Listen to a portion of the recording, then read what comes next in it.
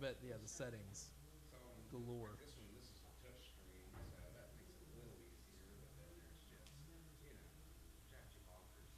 Well, the options. Just the back ones. Leave the front one. And that one off. And then turn the rest of the lights on. Yeah. Oh, I kind of like how that looks. It's a nice movie. Yeah, it You can is. do some nicely, I like that. when we gotta do something cool or we want to do like that in-depth, ESPN, or get the beauty shot, not a problem. Easy. Yeah. I can put the grid on that. Get the light, drop the light down low, get the Yeah, doing good for a young guy. This is so good. This is so Back to the old days. Best you see it for Saturday to do the watch along? What time is the game? 7. Are you on this board Tentatively tomorrow or could- will Jay? Okay. Okay, We'll see if we so can. I don't think Jen will be I'll able to have make to it, so we'll see if we switch can Barrett. add more folks in Computers here. down 985. So if there's nobody in B106, I can log in there and change the Barrett spot. Okay, that's fine. Otherwise, I gotta come in there where you Yeah, are, that's fine. log you out, log me in and change If it. we can do it out, nobody will be in being yet. Okay, then I'll just go in there and log in. And, we are this year, we got to get the phone number for them today. This year, the post game, All right, one last look at your traffic and weather for your ride in on this Wednesday morning. Couple different accidents to report. One at I-26 eastbound in Harbison, one at Trenholm and Beltline Boulevard, the other one at Raven Road in Flora, and then one at Highway 60 and St. Andrews Road, and then one more at Veterans and Atlas. Today, more rain on and off, high 59. Tomorrow, finally clearing up a little bit, high of 63. And then Friday, sunny with a high of 67. That's traffic and weather here from the Wetzel's Automotive Traffic Center on the game. And like underneath his feet, following him around is like El Doncic, right? And like they're breaking down the play with everybody else in there, and it's so good. It's so. It seems like that's what they're leaning into. Like we're gonna do basketball here. Yeah. That's cool. Because it makes you feel like there's some gravity to the situation instead of just somebody being like, oh, they just run and dunk all day. Yeah. Or what does this mean for LeBron's legacy? Right. Yeah. Let's do some basketball. Yeah, I got Yeah, Some real sir. basketball. Get on the fucking line. Yeah, it's me. It's me. I deserve it. I deserve it. And you're like, Zach Robinson. I was like, wait a minute. I could not find. Who picked this shitty team? I could not find. There's a sentence and I couldn't.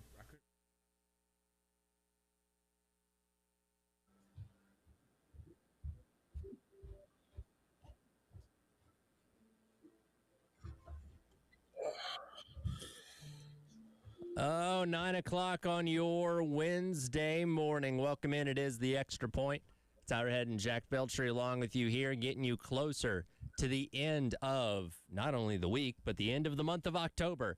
And, Jack, I'm happy to see on this weather report that Jen gave me, it is actually going to clear up by Halloween coming up on Friday. So I was worried. I was like, Halloween when it's raining and cold, that sucks. So hopefully we can get a decent end of the month on Friday. Yeah, I think that is going to be the case. And even out in Mississippi, which I'll be That's right. out Tupelo on Friday. Yeah, it's supposed to be nice on Friday, nice on Sunday. Saturday's a little iffy. I think I saw it was just going to be cloudy. I don't know if that means any rain or anything. But I think we're going to be getting good weather. And the nice thing is, Tyler, I don't mind the chill in the air. Like the 50, 60 degrees. That's fine. But the rain is what gets me. Because you mix the two together, and it sucks. But when you just have the cold weather, and it's a nice day outside, no clouds in the sky, it's perfect. Yeah, how are you going to celebrate Halloween in Mississippi? So, and it's interesting because Caroline, my girlfriend, that's her birthday. Oh, wow, okay. So I am taking her to a Hurricanes game tomorrow, hockey. Okay.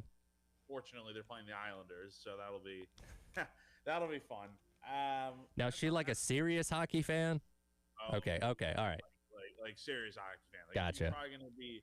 She won't be happy if the Islanders beat the Hurricanes. So we might need to take the L. On So you might have to cheer against your own team for those purposes. Yeah, I might need the Canes to win tomorrow, but so we're going to do that, and then Friday morning, I'll be with her for a little bit before heading on out, take her to breakfast, and then Halloween in I've thought about it.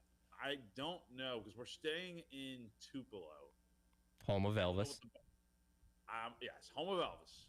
I'm thinking probably got to hit up some of the bars, but I'm not sure if that's going to be in Tupelo. Sure. I don't even know if there are bars in Tupelo, or if you just make the hour drive to Oxford. And I was going to ask how close it was to Oxford.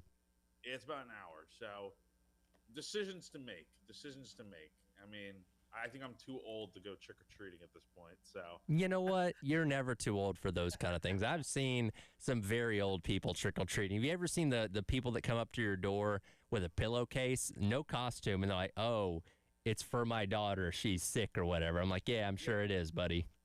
what are you supposed to be? Yeah, it's like I'm a unemployed 40-year-old man or whatever. And like, okay. Yeah. Yeah, no, sir. No. That's the thing. Halloween, though? Here's a classic example of wife telling husband something about plans and then husband not remembering. We're doing something in Camden, and I can for the life of me not remember what it is. Like, it's a thing where we're gonna dress up, like we'll be in costume, but I can't tell you what that thing is specifically. I just know we're doing something in Camden on Friday. So you don't know what the costume is. Okay. I know the costume is it's like Victorian era where I'm dressed up in like a almost a not a suit but like a dress shirt, tie, have my hair slicked back. It's like a period type of costume that my wife Nice. came up with. But we're doing something in Camden. I can't remember what it is, but something in Camden. Nice. Yeah, I forgot to mention, Caroline and I, we are going to a Halloween party later on tonight, which is also part of why I am home. But we are dressing up as, you've seen Princess Bride, right? Yes. Okay, so you know Princess Buttercup. Yes. In the red dress, that's going to be Caroline. And then I am dressing up as, I think his name is Wesley, the guy in the black. So Okay. I have the costume Nice. waiting for me. I ordered it the other day. I did not get a sword though. I don't know. I looked on Amazon. I saw swords for like $100, and I'm like, that is not happening. So I might need to run to like Spirit Halloween to just go get the cheapest sword they have. Yeah, you can get a plastic play sword pretty cheap, I'm sure. That's what I'm saying. To complete the look. That's what I'm saying. Well, I'm sure there's one out there. So Either way, hopefully Halloween should be fun, and hopefully Saturday isn't too scary for South Carolina as we do get in to the month of November, and we'll unpack the month of November in just a second. But first, got to start things off with the Sandstorm Pick Me Up. Time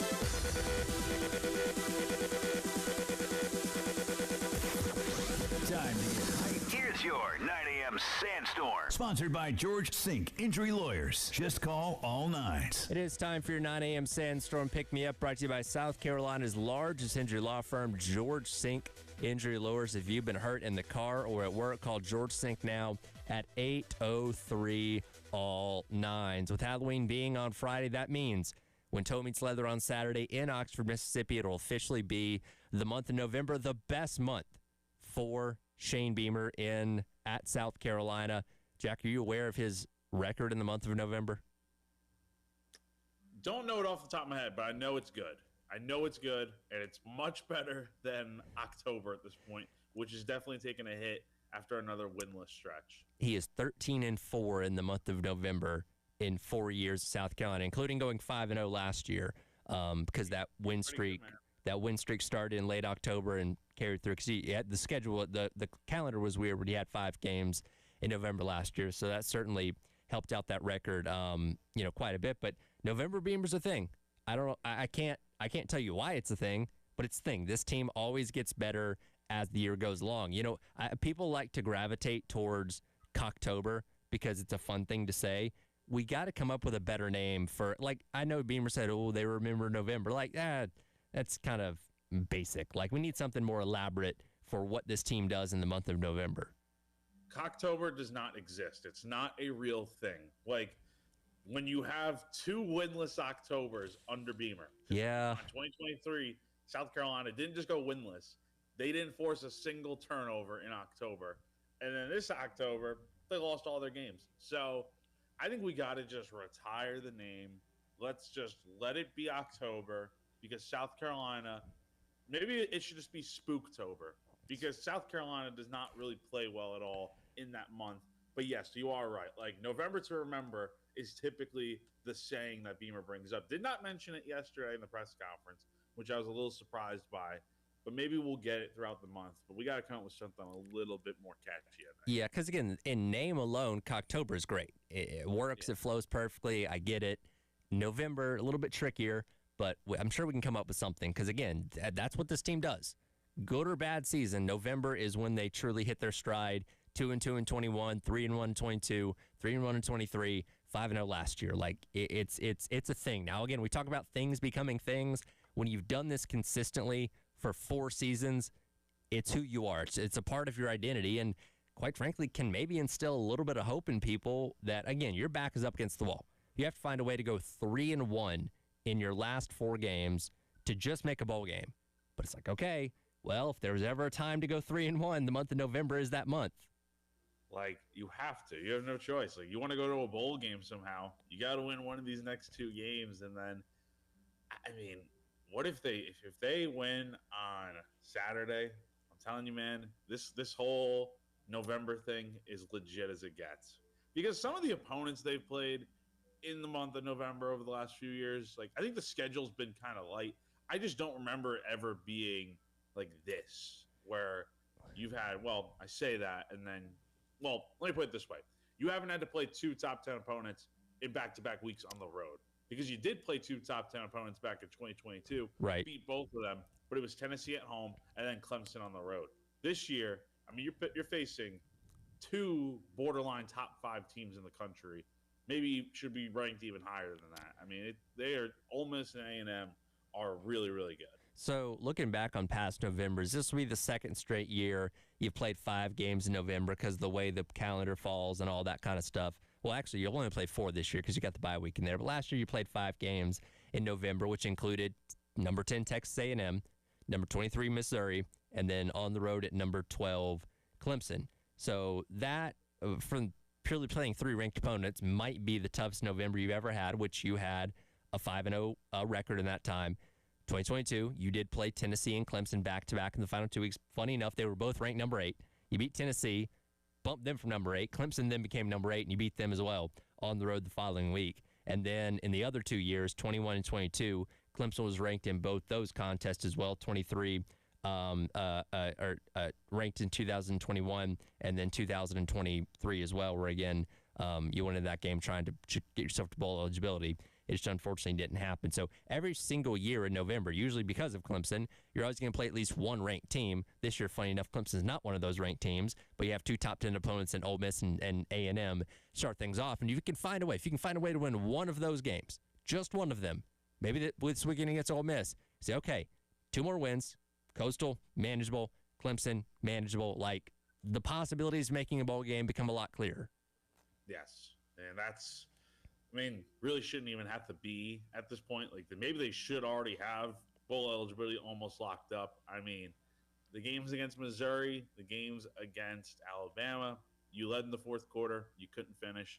That's the thing that South Carolina's got to figure out here these next few weeks is how to close out games, especially if they have the lead, and shutting an opponent down because they're playing well enough defensively to win almost any game, Tyler. Like, yeah.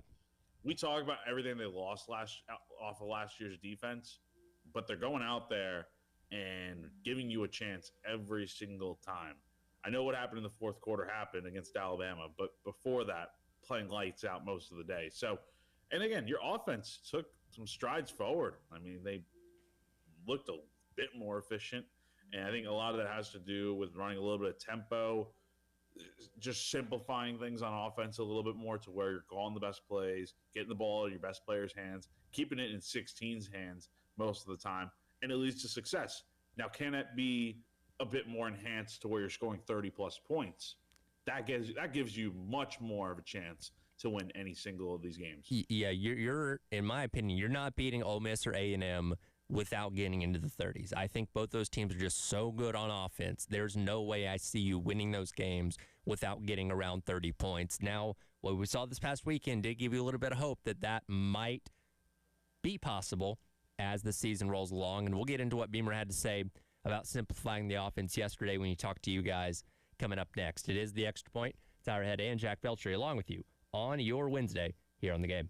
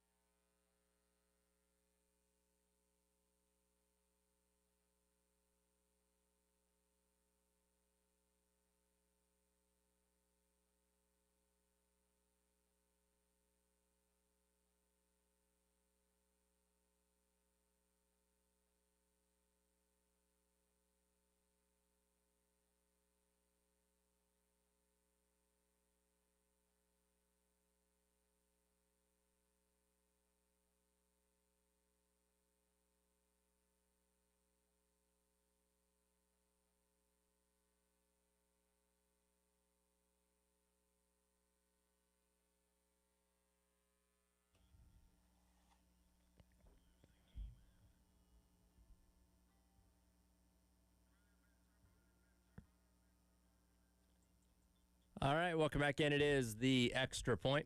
Tyler Head and Jack Belcher along with you here on your Wednesday on the game. Yesterday, of course, Coach Beamer speaking to the media as he does each and every Tuesday during the game week. And one of the questions that Jack asked at the very beginning was about the process of simplifying the offense, which, of course, Beamer made mention of after the game on Saturday that, hey, had to sit down with Mike Shula, tried to trim down the playbook a little bit, and obviously they had their best offensive performance of the entire season as a result. And Coach Beamer yesterday went into more detail of what exactly it meant to simplify this offense that had been struggling so much this year. Yeah, there's a lot to it. I think that for one, it's the volume that you take into a game plan with. So let's say that, I don't know what NFL teams have. I think most NFL teams on their call sheet probably have 100+ plays available to call on a game. I'd say most colleges, when I was at, Oklahoma with Lincoln Riley, we usually, that little, sheet of paper that you see him on the sidelines with, that thing usually has about 65 or 70 plays. And I'd say that's what most colleges are from a play call standpoint. We're no different. We did last week we talked about just, shrinking that number a little bit. It wasn't drastic. It wasn't like we went from 90 plays to all of a sudden you got 40 to choose from. I mean, I think it was maybe 10 less than what we had, 15 less than what we had against Oklahoma. When you do that, you're able to, practice it versus more looks in practice and things like that. Defenses, the schemes you may get. It's certainly Lenoris every week, not just last week, Jack, but every week Lenoris has great ideas. Luke has great ideas. Those guys are up here all the time watching tape at night on their own and coming up with ideas that they bring to Shula or they talk to me about. And so that's always part of the process. So it's simplifying the number a little bit. It's getting input from players like we always do, the offensive staff together. And then when I talked about the 10 best plays, I was really referring to, we have openers. I think Mike talked about it last week. It's not necessarily 1, 2, 3, 4, 5, 6, 7, 8, 9, 10. Here's the 10 plays we're going to call to start the game in a row. But here's the openers. We know what the first play is going to be, and then how we kind of roll after that. And my statement to the offensive staff last Saturday morning in our staff meeting was, and I'm looking at these openers of our top, 10 to 20 plays. There's some really good stuff in here because of what we're doing schematically that we want to do. We want to spread them out a little bit. We want to throw the ball down the field. We want to move the pocket. And I said something along the lines of, we got 20 plays here. To me, we could just keep calling these same 20 over and over again because this is really our best stuff. And so that's what I was referring to on that one. And I had to cut that answer off because he went so long on it, but I just wanted to make sure we got the gist of what he was trying to say there. And it makes a lot of sense, right? And this, unfortunately, is something that's happened multiple times now in the Beamer era. Go back to the Satterfield era back in late 2022, where there was apparently a come to Jesus meeting there too, where, hey, let's cut down this playbook from 100 plays to 50 plays or whatever it may be. And guess what? The offense got a whole lot better. Now, I don't love the fact that he's had to do this multiple times, multiple coordinators, but still, you recognize the problem. You seem to have fixed it at least for a week, and hopefully it continues. I thought about this yesterday when talking with Bill. When you play like Madden or like EA College Football, how many plays do you run? Like, if you're playing a full game, how many different plays offensively do you run? Not a ton. Probably I would say 15, 20, maybe 25 plays. And as the game goes along, you kind of just go with what works. Yeah, if you have one play that's like a no-doubter on third down, every time you get in third down, aren't you running that play? Yeah, that's what you're going to do. And the one with college football, the video game, I haven't played in a little bit, but the one play I would always run is I think it's 4 verticals or something along those lines, to where, if I'm playing with South Carolina, Nick Harbor's going to be open down in there in the end zone. So, yeah, but I get what Beamer is saying. They did probably need to simplify things because, let's face it, the Mike Shula full package of offensive plays was just not working when you're near the bottom of the SEC in every single offensive category. Something's got to change, and if it's not who's calling plays, it's what are we running and how can we run what our best plays are in order to lead to better offense. Because I mean, this happened in 2022, as you said, Tyler.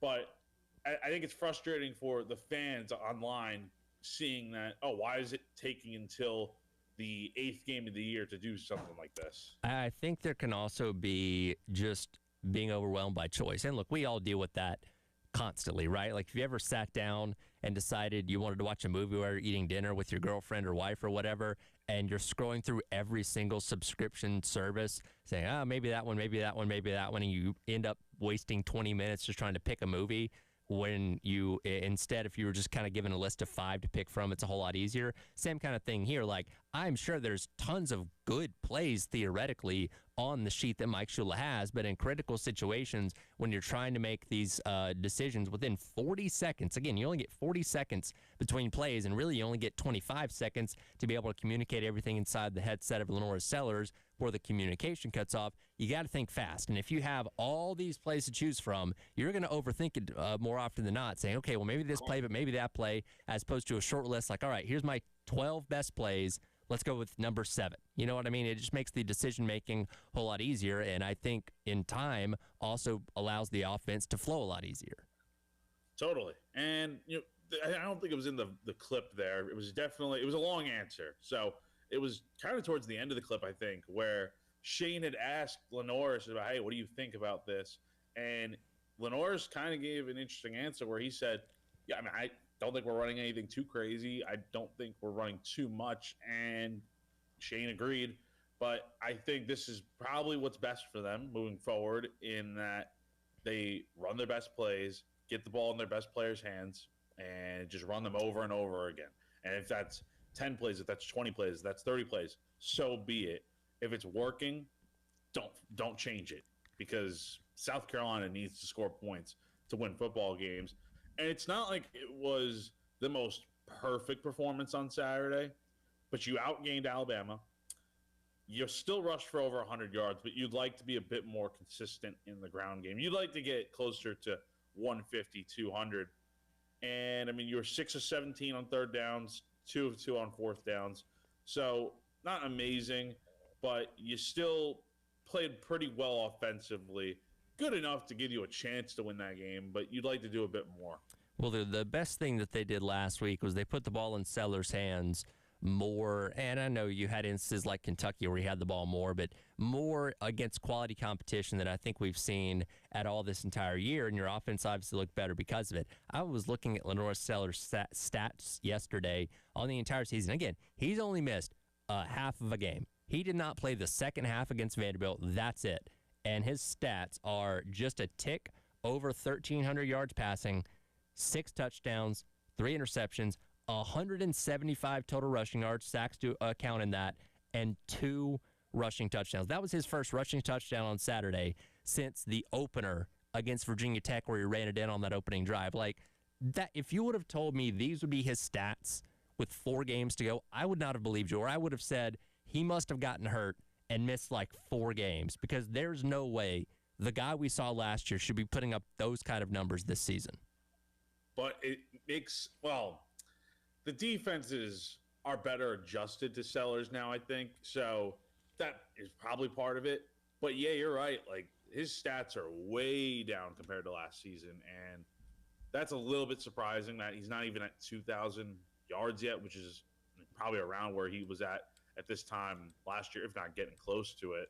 And yeah, man, it's been a tough year for the entire program. And for him, I mean, he's been under pressure most of the season. The one positive thing in line with what South Carolina did offensively, the protection was much better on Saturday. And I think a lot of that has to do with the fact that you got healthy on the offensive line. Like, yeah, you're missing Case and Henry, but you have everyone else back. So it just continued to give him time in the pocket, because he had a lot of time to throw in some of those instances and made good throws. Sometimes he missed, but that's all you can ask for. Give him more protection, and it allows him to run. It allows him to throw. It allows him to be Lenora Sellers that we all know. Because there were times on Saturday where I'm just like, that's Sellers, vintage Sellers right there. And there was better protection across the board on Saturday, but a lot of the game plan also included just quite frankly, getting the ball out quicker. A lot of those short throws, a lot of those quick outs, those kind of things, which we've been talking about all year. We've seen them in the opening drives, and then they get away from that. It's like, no, that kind of stuff works, especially when the protection wasn't as good. And it was nice to see it finally last more consistently throughout the game, because guess what? You're going to go up against some more really good defenses like Texas A&M in a couple of weeks, where that's probably going to be what you're going to have to do to move the ball. Yeah, totally. I mean, you're going to have to figure out ways to get creative a little bit while still sticking to what works. And those short pass plays, even taking some shots downfield, I loved seeing them take a shot downfield to Harbor right after the turnover. That was a really nice play called by Mike Shula, and that's what we need to see more of. Things like that will lead you to wins, and got to see this offense continue to grow. With 4 games to go, hopefully they're on an upward trajectory from here. We'll get to Ray on the other side on the AAA heating and air phone lines. Also take a look at where Andy Staples ranks the current job openings in college football as the Extra Point rolls along. Tyler Head and Jack Beltry along with you on your Wednesday on The Game.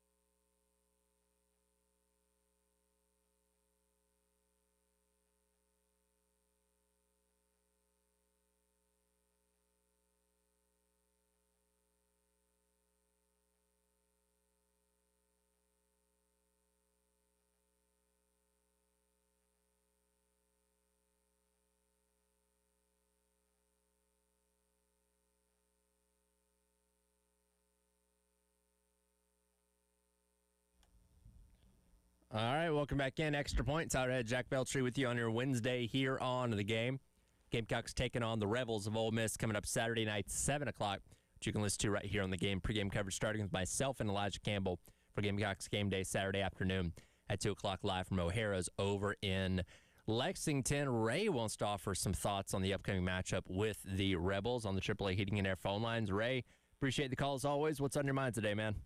Hey, thanks, Tyler. Good morning, Jack. Well, guys, I tell you, we're at hump day, so this is the point where of the week I start turning and try to look for more positives, after a loss, especially. So, just looking at the numbers offensively, Ole Miss, they're like 8th in the nation. They 484 yards a game, 37 points, a game. That's typical Lane stuff there. They're always, up there on offense. Look at our offensive numbers. Well, we kind of know the story. We're ranked 225.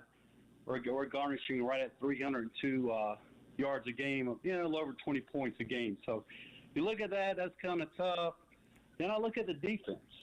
Guys, Clayton White needs a raise. I mean, I look at the defensive numbers. We're currently ranked 39th in the nation, giving up 335 yards a game. And you put that you got an offense that's not helping you out. So it really says a lot about our defense. But, I was listening to the presser yesterday, and, when Jack, when you asked about the simplification, and I thought Coach Beamer gave a really good answer there.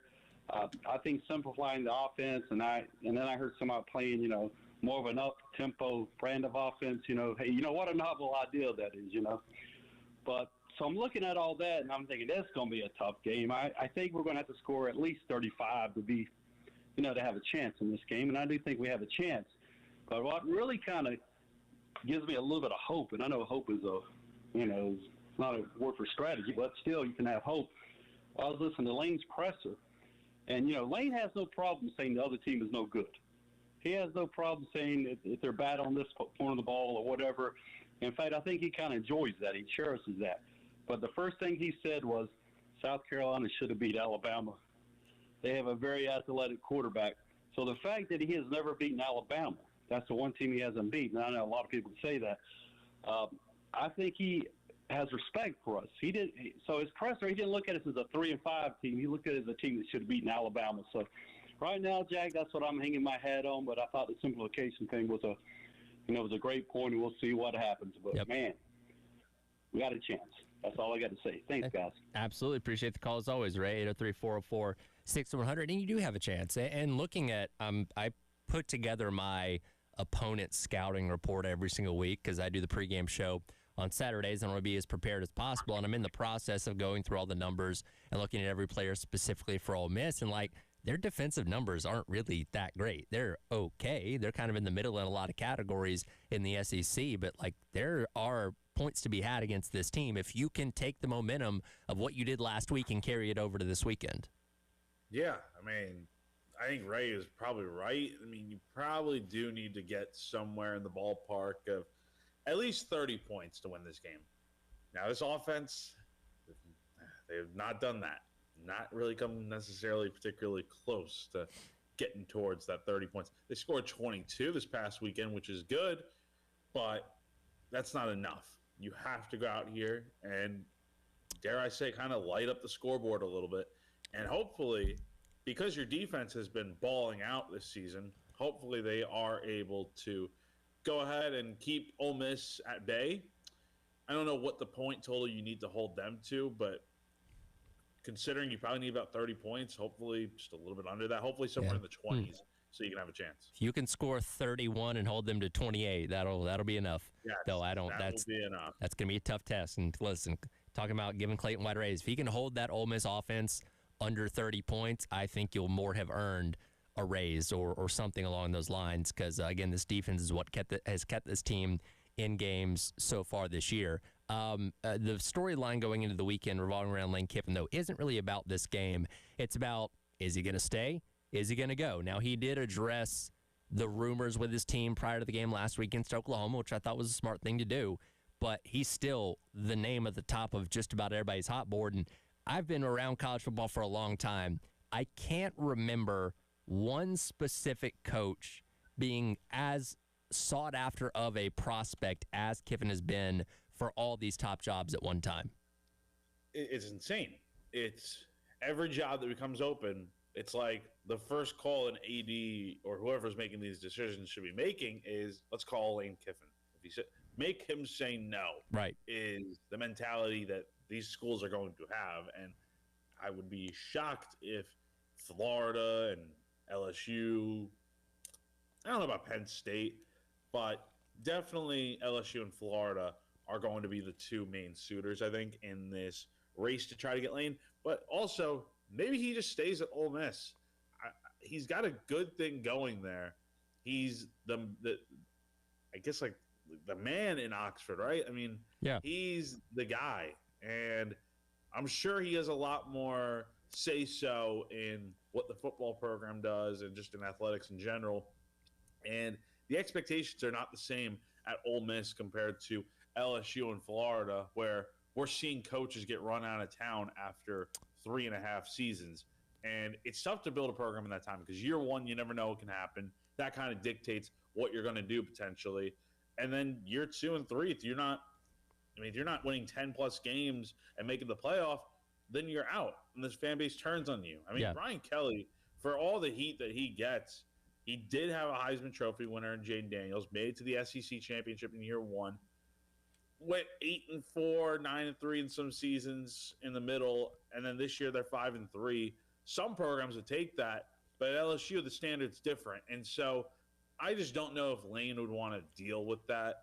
Where at Ole Miss, a 9-3 season is kind of acceptable.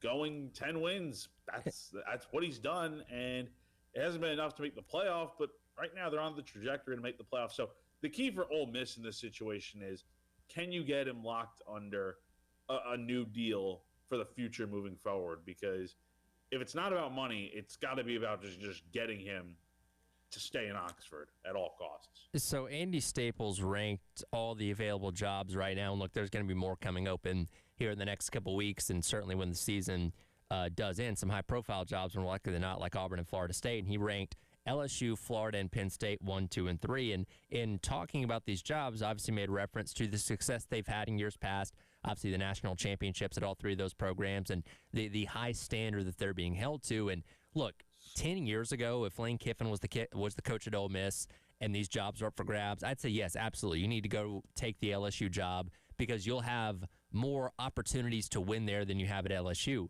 I don't really think that's the case anymore. I think in today's world of college football, and we're seeing that with Indiana, we're seeing it with Georgia Tech, seeing it with Vanderbilt, as long as you're in a place where they are committed to giving you resources, which now is through NIL and revenue sharing and all that kind of stuff, as long as you have the guarantee of that and you're a good enough coach, you can win anywhere. Like again, Lane Kiffin, I don't know how much more he's really getting at Florida or LSU besides just money, which he said earlier on this week. I'm not going to make a decision based on money. We'll see if that's true or not. But like in terms of actual available resources, I don't know if you're going to get a whole lot better than what you have. And Ole Miss has done a really good job giving him money to go out and spend in the portal. They've had some of the best portal classes the past couple years. I don't really know if you're taking that big of a step forward going somewhere else. The only thing I can think of is if Ole Miss doesn't make the playoff this year, is it kind of like in his mind, I've done all I can do. I've reached my ceiling with this program. We are a 9-10 win team every year, but it's not enough to make the playoff. I can go do that at LSU and maybe Florida and make the playoff and win national championships. That's like the one thing that Lane's kind of missing. Now, I do think the schedule is super favorable in this last 4-game stretch of the season with Florida, South Carolina, Citadel, and then Mississippi State. Like, to be honest, Ole Miss should probably win all 4 of those games, end the season 11-1, and you're in the playoff, even if you don't make the SEC championship game. Heck, lose one of those games, and it's not great, but you're 10-2, and you're still going to probably be in the playoff. So Ole Miss is more likely than not going to the playoff, and I just wonder what that does for Lane in his decision-making process, especially if they go on a deep run. I mean, does he want to stick around at Ole Miss? Because he's doing some good things there. Well, even if they make the playoff, and let's say it got bounced in the first round, you would still miss early signing day at whatever school you would go take the job at. So you're already missing that. The portal opens up on January 2nd. So if you make it to the quarterfinals, then you'd be talking about coaching the day before the portal opens. Like, if he makes the playoff, I think there's zero chance he takes another job. I agree. And here's the other thing that we haven't really even talked about yet, Tyler. We say this guy's going to go here, that guy's going to go there. But have we ever considered that the interim coaches at these schools right now have possible a chance to take the job? Like Frank Wilson, they haven't even played a game yet, but I think he's already off to a decent start. Where I saw yesterday, I think it was Ryan Clark from ESPN, former LSU Tiger, was in the building at practice yesterday, and apparently under Brian Kelly, former players were just not allowed to come to practice. So Yeah, no, it's a good point you bring up. I mean, Tim Skipper doing a great job at UCLA and could hang on to that job at the end of the year. We'll certainly have to see. Coach Beamer spoke about Lane Kiffin yesterday and how lively he is in the SEC group chat. We'll talk about that coming up next to wrap up the hour. It is the game or the Extra Point, Tyler Head and Jack Beltry on your Wednesday on the game.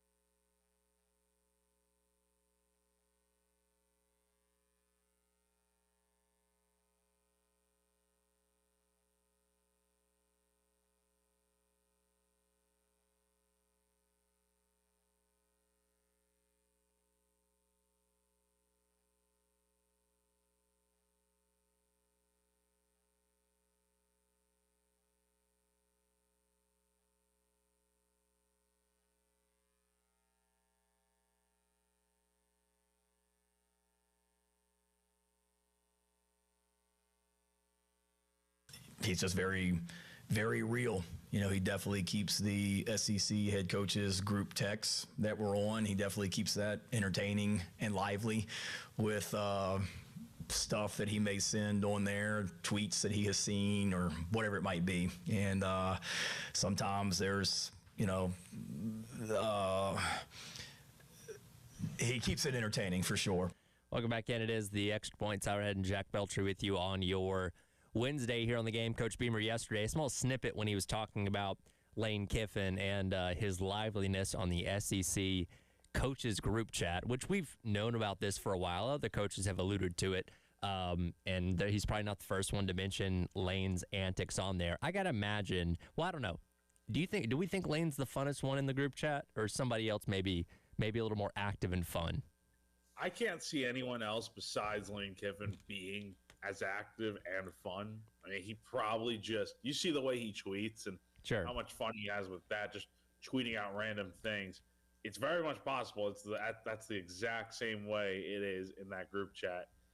I just don't know who else would be as fun as him. Now, I will ask, are Billy Napier and Brian Kelly still in that group chat? Well, there was a debate a couple years ago. I think maybe in the SEC championship game last year, because Kirby and Sark talked about this on like one of the ESPN shows, and I think there was a question of if Brian Kelly was even involved in the chat or not at all. Like maybe he wasn't even in the thing. I mean, wouldn't be shocking. I wouldn't blame him. But if they were, who's the one to remove them from the chat? Well, that's a good question. Who acts as the moderator of the coach group chat? And is that how other coaches maybe find out somebody got fired? You look and say, oh, Billy Napier's been removed from the chat. This is fascinating. Like, I think it's so funny that they have a group chat together, but I just don't know who. Like, I feel like Shane, he probably wouldn't respond. He'd be that type of guy. I feel like. I don't know. I feel like Shane would probably be one of the more active guys in it. Him and like Drinkwitz, I imagine, probably contribute a lot. Yeah, but like, I don't know. You know, Shane's trying to stay off of social media a bit more lately and stuff with the losing streak, so not sure. But Lane's definitely the most active, and then I think everyone else kind of just comes in below. Who do we think's the least active? Who do you think contributes the least amount to the SEC coach group chat? Gosh. Well, if Brian Kelly was in the group chat, I'd probably say Brian Kelly. But let's say current guys that are actually coaching. I don't know. For whatever reason, I'm thinking like maybe like a Jeff Levy. Okay. Elko maybe. I don't know. I just don't see those guys contributing. I was gonna go Elko because he seems like the guy that might actually not have a smartphone type thing. Like if you told me Mike Elko had a flip phone still, I'd be like, oh, that checks out. So even if he has an iPhone, I feel like he's one of those guys that doesn't really know how to use it, where he's like, yeah, it rings sometimes and I answer it. But if you asked him to go like to the app store, he couldn't figure it out type thing. I wonder who started the group chat though. That's what I want to know. Like, and how long has this thing been going on? I don't know. That's a really good question. And is it just head coaches, or are there other coaches involved as well? OCs, DCs, position. Is this a group chat with like hundreds of people in it? Is if that's possible? No way. He made it. Beamer made it sound like it was just the head coaches, but I don't know. I mean, I don't know if it'd make much sense to have all the coordinators in there because maybe there's a separate coordinator group chat. I hope somebody asks that today. I mean, I will not be there to ask those questions. Do we think there is trash talking after beating somebody in the group chat? Like, because Kiffin did the thing about what Venables had to say about, you know, Oklahoma being the better team on Saturday. You think he's like, hey, Venables, think your team's better than mine? Look at the scoreboard or something like that with like a screenshot of the final score. He'll probably just send the video of him just with that reporter and the Oklahoma player coming up to him. Like that'll probably be what he'll do just to troll Venables. Yeah, I wish I could see that group chat at least once to see what kind of conversation they've had. I'm sure it's lively. Oh man, it probably is so funny just to look at. Yeah, I'm sure it is. But we'll never know, unfortunately, until Beamer wants to tell us more. Coming up in hour number 2, we'll take a look at the future of the South Carolina-Clemson rivalry, as well as our playoff eliminator, as well as NFL top 5, bottom 5, and racing with Jen Jensen to wrap up the hour. That's all coming up in hour number 2. It is The Extra Point. Tyra and Jack Feltry on your Wednesday on the game.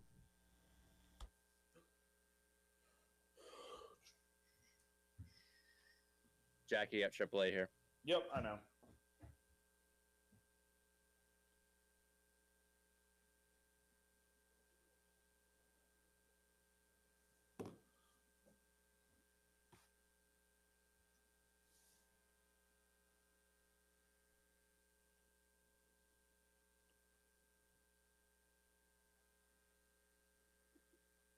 When it comes to HVAC replacements, AAA Heating and Air is the go-to name in the Midlands with guaranteed financing, no payments or interest for 12 months, and a 15-year parts and labor warranty. It's no wonder they're the best in the business. But wait, I got more for you. Did you know AAA Heating and Air also offers incredible deals on repairs? That's right. If your system is broken and you're worried about the cost of it, they've got you covered. AAA offers up to 12-month payment plans with no credit check for all repairs. Yep, homeowners just need a valid bank account and you are all set. So don't sweat it. Call AAA Heating and Air today at 803-677-1500. Again, that is 803-677-1500. Tell them that you heard about them on 107.5 The Game. To take advantage of these amazing deals, your comfort is just a call away.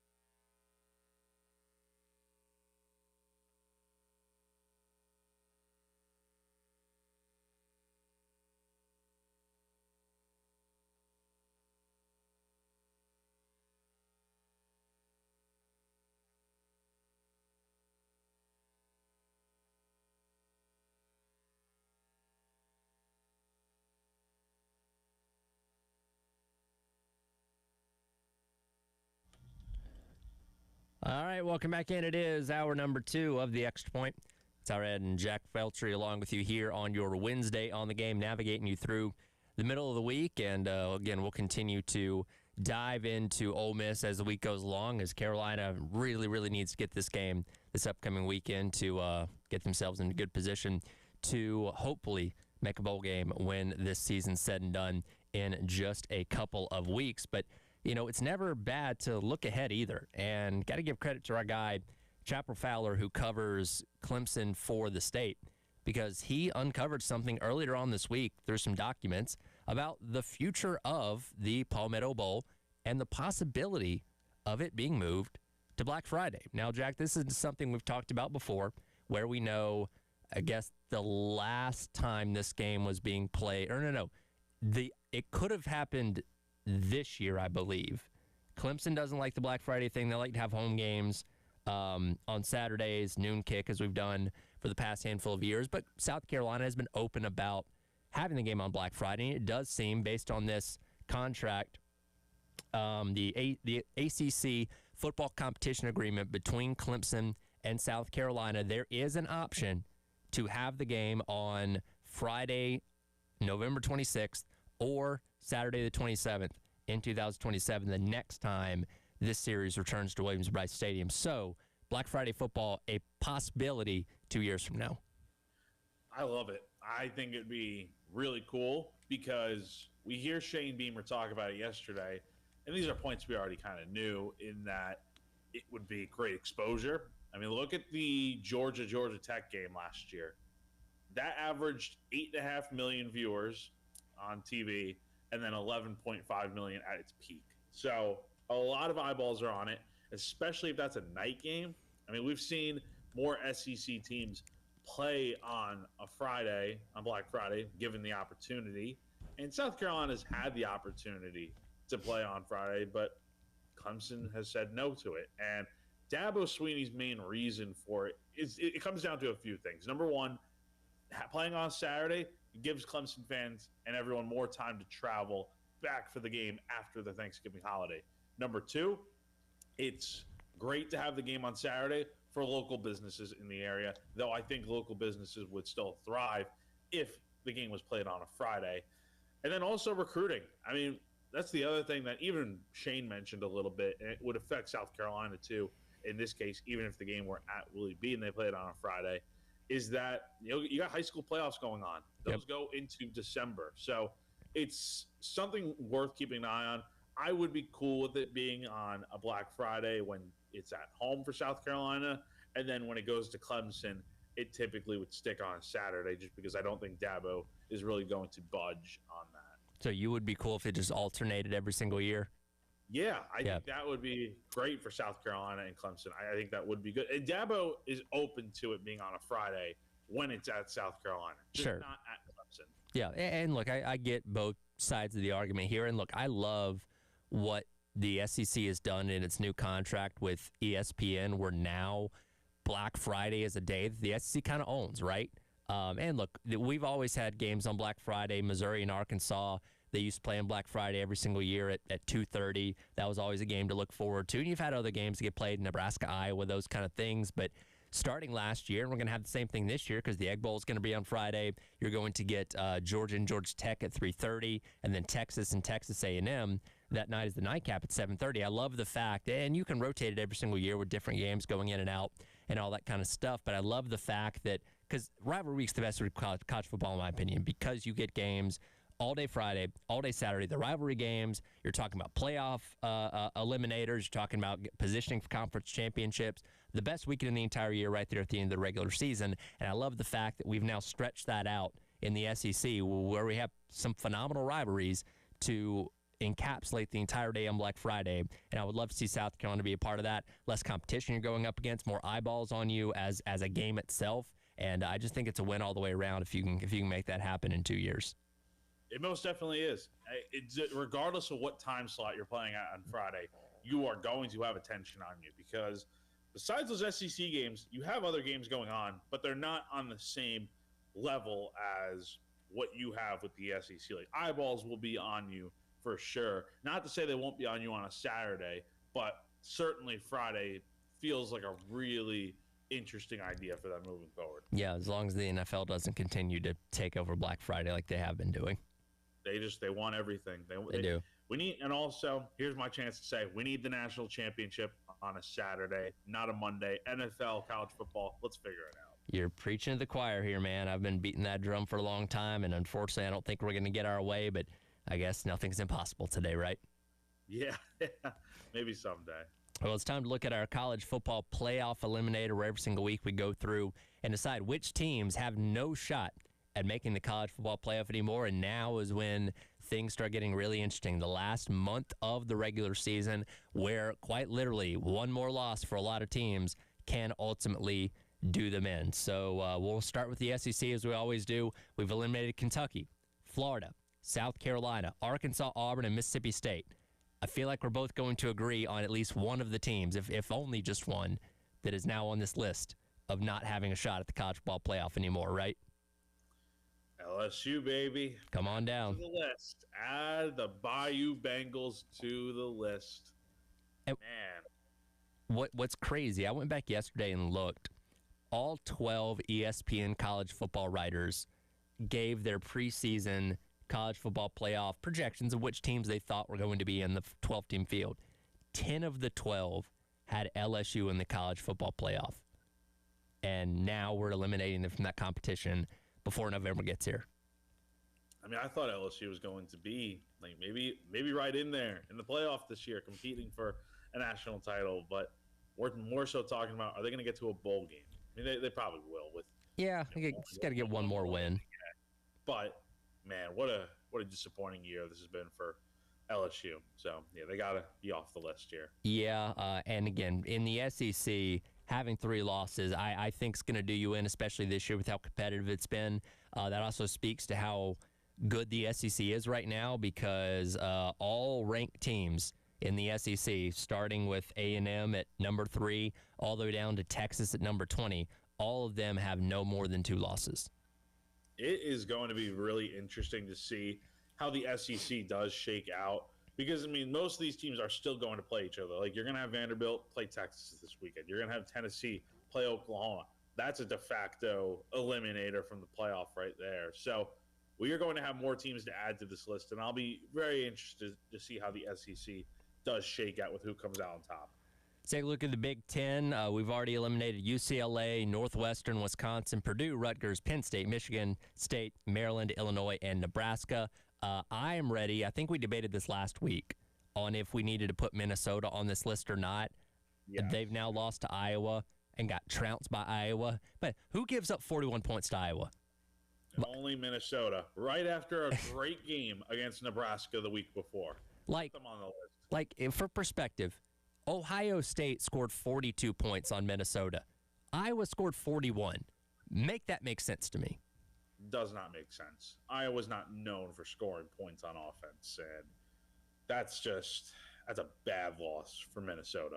Keep in mind, they are 0-3 away from home, 5-0 at home. So I think you can almost lock them in for a loss anytime they go on the road this season. So yeah, let's add Minnesota to the list, please. Yeah, that row in the boat ain't getting you too far right now, unfortunately.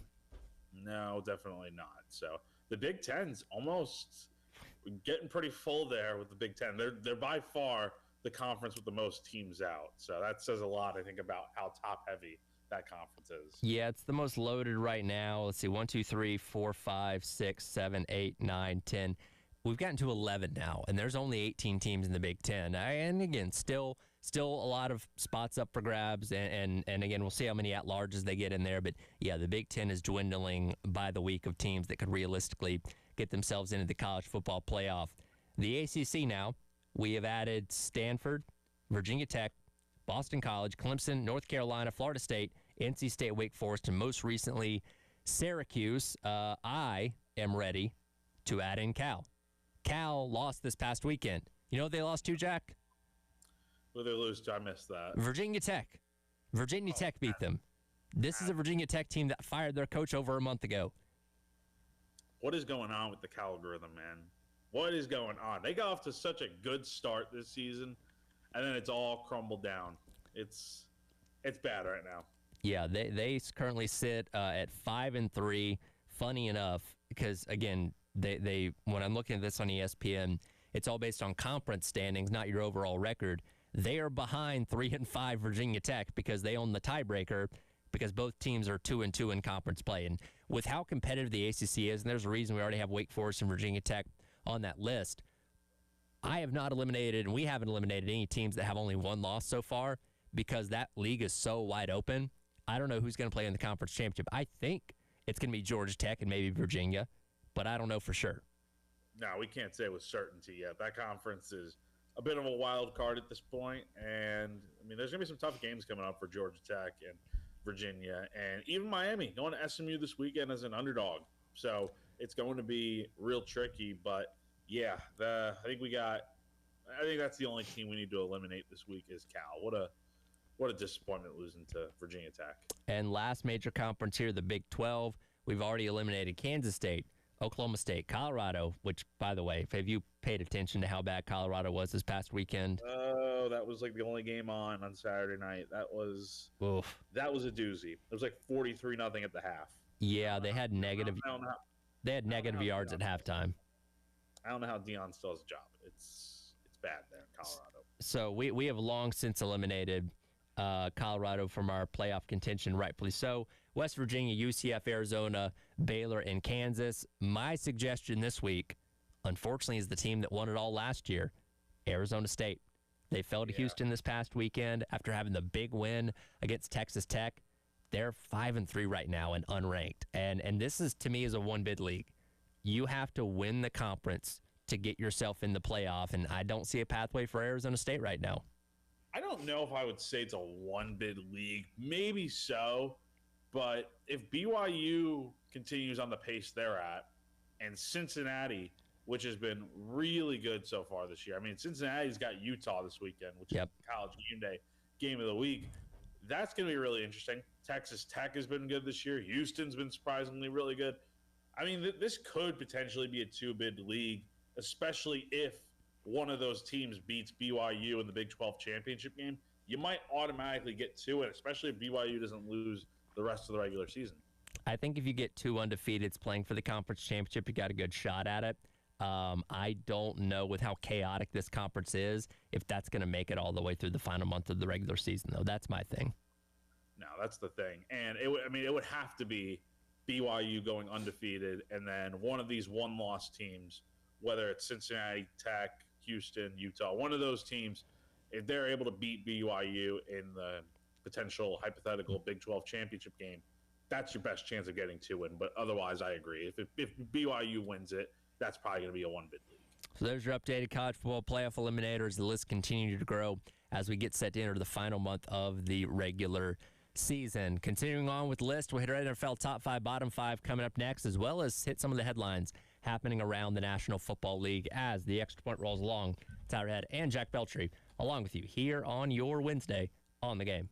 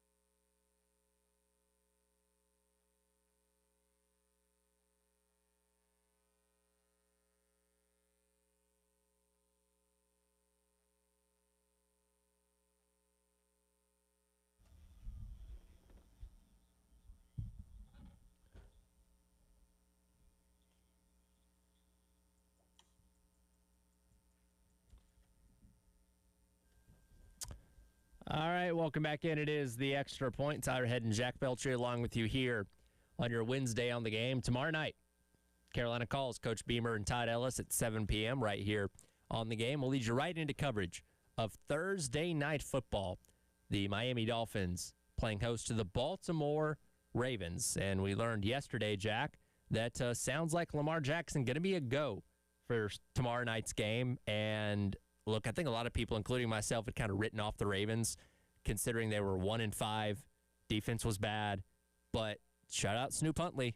He did help them win a game this past weekend against the Bears. And I was shocked to learn this yesterday. They have a 46% chance to still make the playoffs at this point in time. I mean, think about it. The real team in the division that's been really solid this year is the Pittsburgh Steelers, but they're 4-3 on the year. Yep. I mean, we talk about the AFC North. Besides the Browns, it's typically the most loaded division in the NFL. I mean, the Ravens, Bengals, and Steelers, but all of them have kind of been going through some ups and downs. Steelers have lost 2 straight. I'm telling you, man, the Ravens, that win over the Bears was huge because now you have Lamar coming back. I mean, it's not out of the realm of possibility this team could go like 9-8 and make the playoffs. Yeah, and they have both of their matchups with the Steelers and the Bengals still ahead of them. They've already played the Browns once, beat them, so they got one more matchup with the Browns. But the other 4 divisional games they have to play are all still yet to come. And look, if you have number 8 out there, you're always going to have a chance. Now, yes, that defense let them down. There are a lot of those games early on in the season with Lamar Jackson, special player, obviously, and him coming back right now. And look, I know the Dolphins destroyed my Falcons on Sunday. I think I like the Ravens tomorrow night, though, to recorrect where the Dolphins should be in terms of feeling good about themselves. Now, again, they're going to give up some points, but number 8 is going to score points for you. And I'm now very intrigued to see how the Ravens put together the rest of this season and see if they can make a run at that AFC North title. It's going to be really interesting to keep an eye on, quite honestly. And I think the Ravens, they're working their way out of the bottom 5, so they're making some big progress, I think. They did make their way out of my bottom 5, which we'll get to in a moment. But I always start off with the NFL top 5. I think we both had the same team at number 1 last week, and I don't know about you. I'm not changing it. I still got the Colts number 1. Same here. Just for whatever reason, this team, they are probably the most slept-on team. And look, they beat the Titans. Everyone's basically beating the Titans this year. But they're dominating. Jonathan Taylor has been fantastic. Daniel Jones continues to just be a godsend for that team. I mean, that franchise, it is just incredible what the Colts are doing. So, yes, easy number 1. They're the only team in the league right now with a plus 100-point differential. Insane.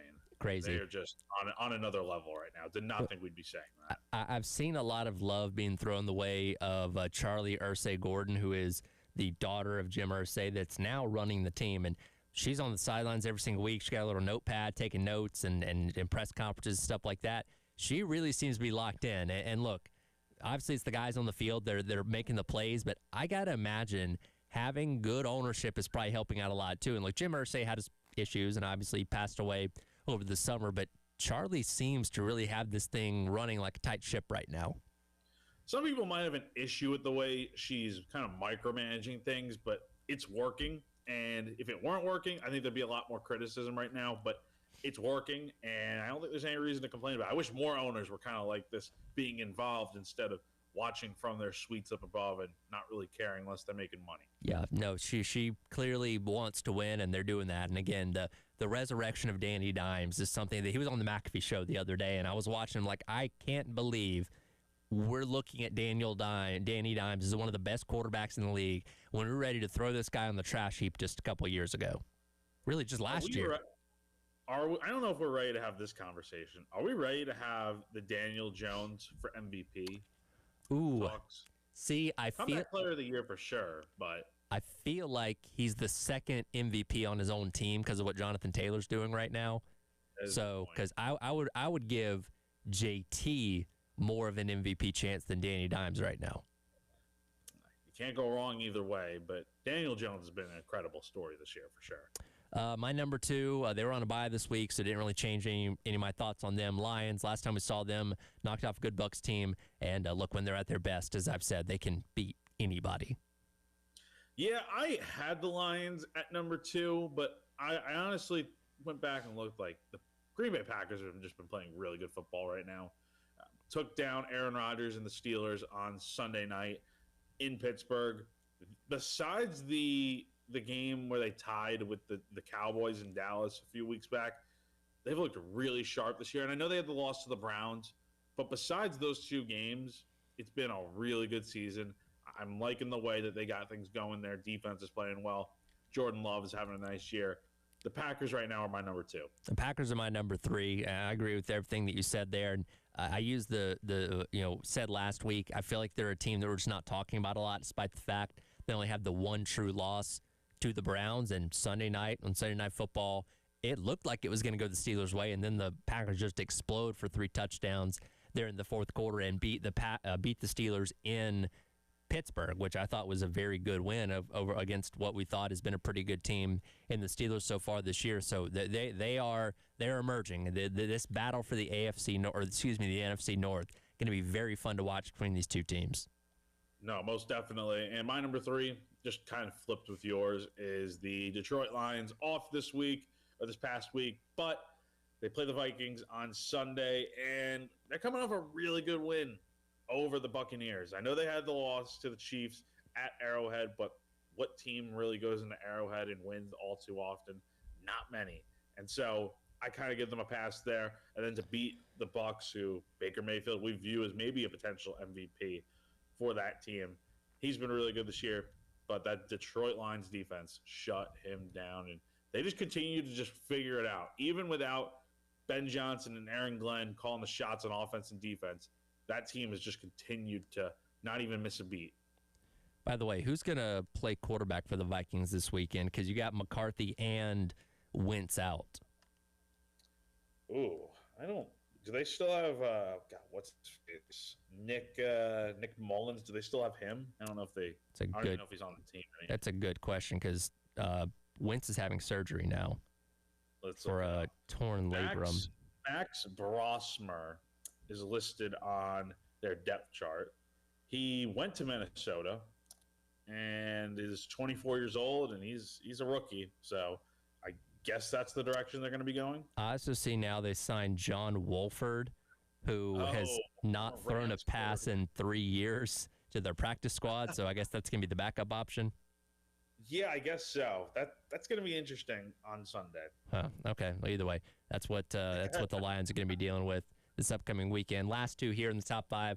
I go Eagles. They had their most complete win of the entire season on Sunday, beating the Giants 38-20. I know Cam Scatterbo got hurt in that game. Saquon Barkley, believe it or not, had his first 100-plus yard rushing performance of the entire season. It continues the trend. When a guy has a 2,000-yard a year, he drops off significantly the next season. And like Saquon Barkley's not had a bad year, but it pales in comparison to what he did a year ago. Here's a stat for you. In the last 2 games, Jalen Hurts has 7 touchdown passes and only 9 incompletions. Wow. When he's playing really well, that team just benefits so much. And yeah, Saquon's not having the best year, but still, they're very good. They are in my top 5, but not at number 4. I'm going with the New England Patriots. I've liked the way they've just played all year long. Again, this team, I think, is legit right now with the way they're playing. Beat the Browns, as they should, but Drake May continues to look really solid. That's another guy we need to be talking about more. Oh, yeah. And when you know it, the Atlanta Falcons are heading to New England this weekend to take on the Patriots as they are red hot on their 5-game win streak. Sounds about right. Of course, of course. You want to go with number 5? Yeah, my number 5, they're back. Kansas City Chiefs. 3-game win streak by a combined 89-24. They're not dead yet. Oh, look. They got off to a rough start. 1-3, I guess. Look, this team is always capable of being the best. You get them in the postseason, they're hard to eliminate. And it seems like they're rounding into form right now. They got Rashee Rice back. Offense is clicking. Steve Spagnuolo's defense is always going to be good. You can't bury them yet. They're not dead. They're not in my top 5. I can't. But if they go to Buffalo this weekend and they beat the Bills in Buffalo, in Orchard Park, I will move them into my top 5. Okay. Number 5 for me, I got the Philadelphia Eagles. Jalen Hurts, you already said it, man. He's just looked great lately. Saquon, 150 on the ground, a touchdown. They're playing the Giants, handle business as they should. Eagles are looking a lot more like the Eagles these last few weeks. Did you see the first down that really should have been a fumble from the game on Sunday where they ruled Hurts' forward progress had stopped, but the oh God, what's his name?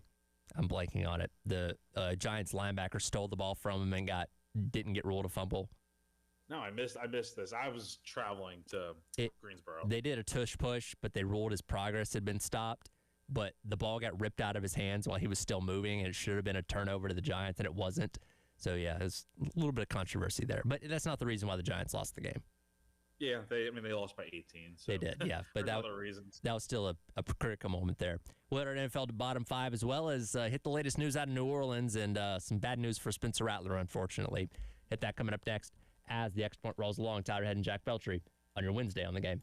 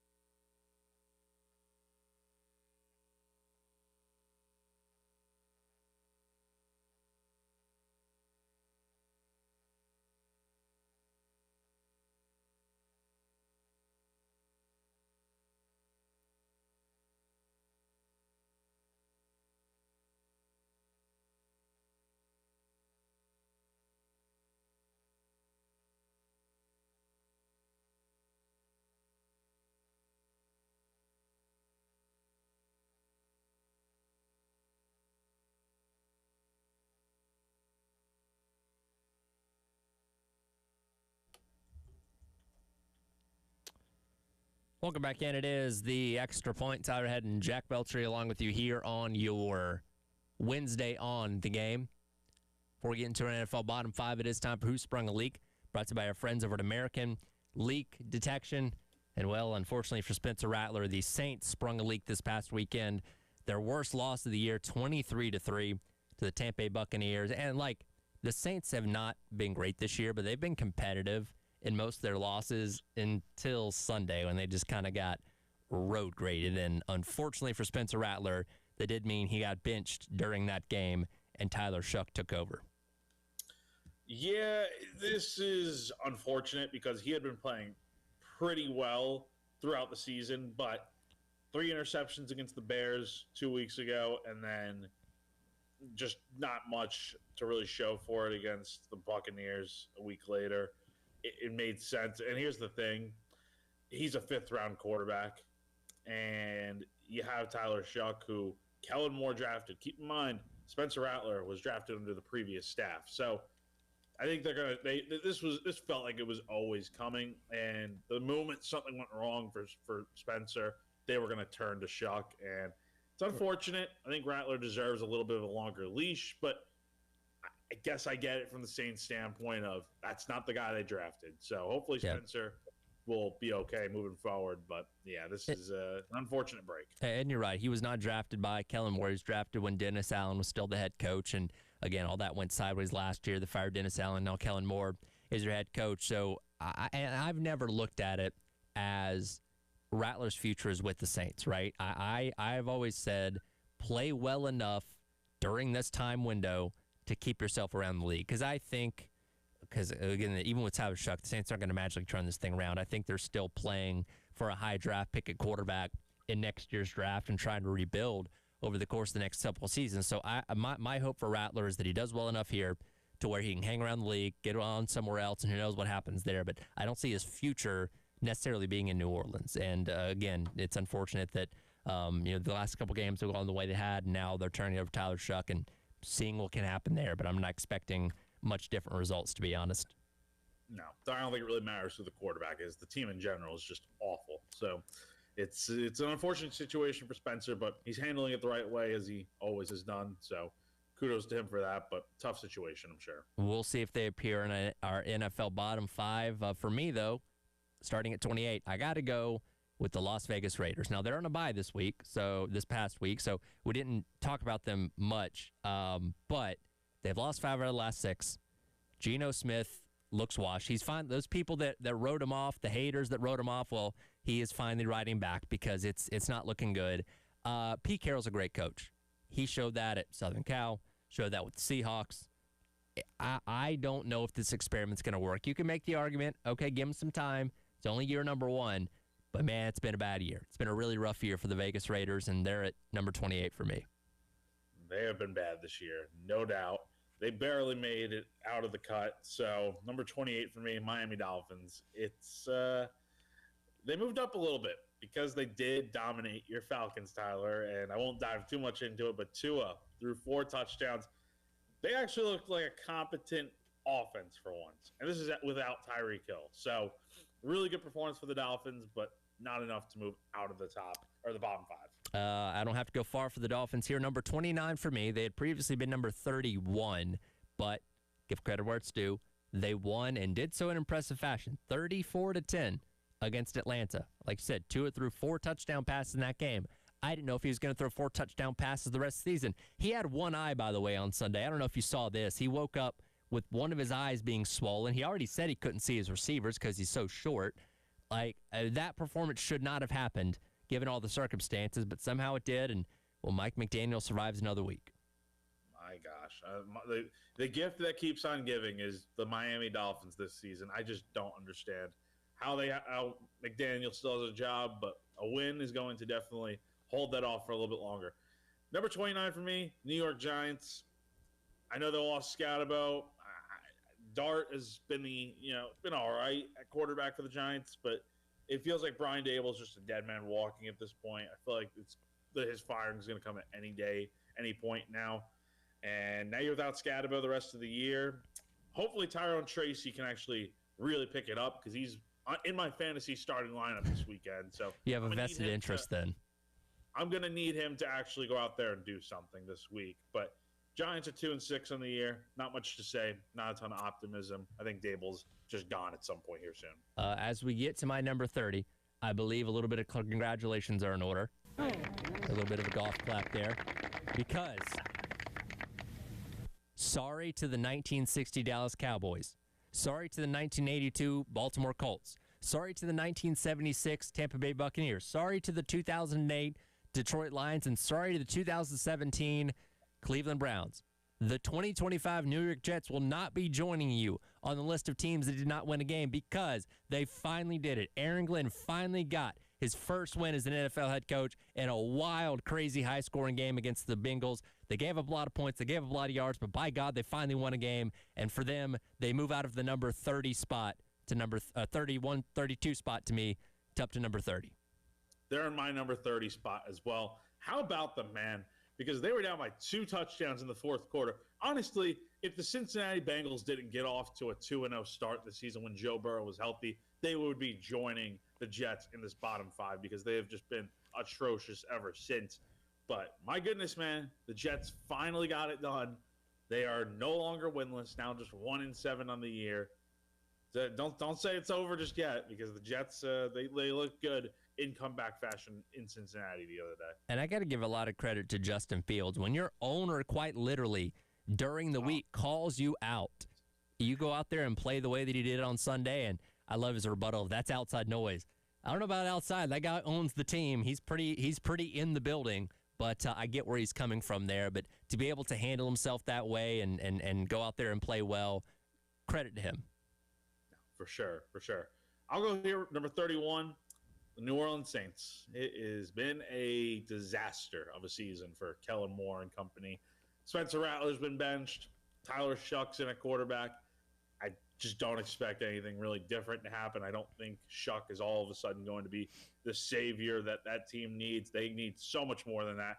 And granted, they were playing a very good Tampa Bay Buccaneer team, but it's not like the Bucs were that good on Sunday. So the Saints are at number 31. Yeah, I agree with you. 31 Saints, uncompetitive loss on Sunday to the Bucs. Now you're switching quarterbacks. We know where this is headed. Not a great season, and that's a program that's obviously trying to continue to rebuild, and we'll see what they do in the offseason to see if they make any changes. Last but not least, I think we're going to agree on this one. Number 32, the Tennessee Titans. Got beat soundly by the Colts on Sunday. Did you see the picture of the hole that Jonathan Taylor had to run through at one point during the game? I did not. If I find it, I'll send it to you. But it was a run play up the middle, and we use the phrase "a hole a bus could drive through."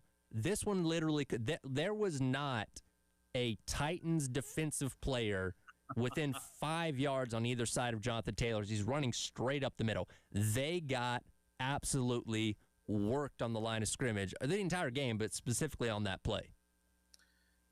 Just not good, man. They already fired their coach a few weeks ago. They've lost 3 straight. Not many of these games have been competitive that they've lost. They got the win over the Cardinals they should honestly be the last defeated team still in the NFL because the Cardinals just threw that game away with some of the mistakes they've made. They're not too far off of being in the bottom 5, but the Titans, they are unequivocally now the worst team in the NFL now that the Jets have won. At least they're in a fun city like Nashville, so you can, enjoy other things besides Titans football this year. I guess for the fans, yes, they can definitely go out there and enjoy that. But the players, I think they are just stuck with being the worst team in the NFL. It's been bad out there in Nashville. There's your NFL top 5, bottom 5. We'll come back. We'll wrap up the hour. It is the Extra Points Hour. Head and Jack Beltry along with you here on your Wednesday on the Game.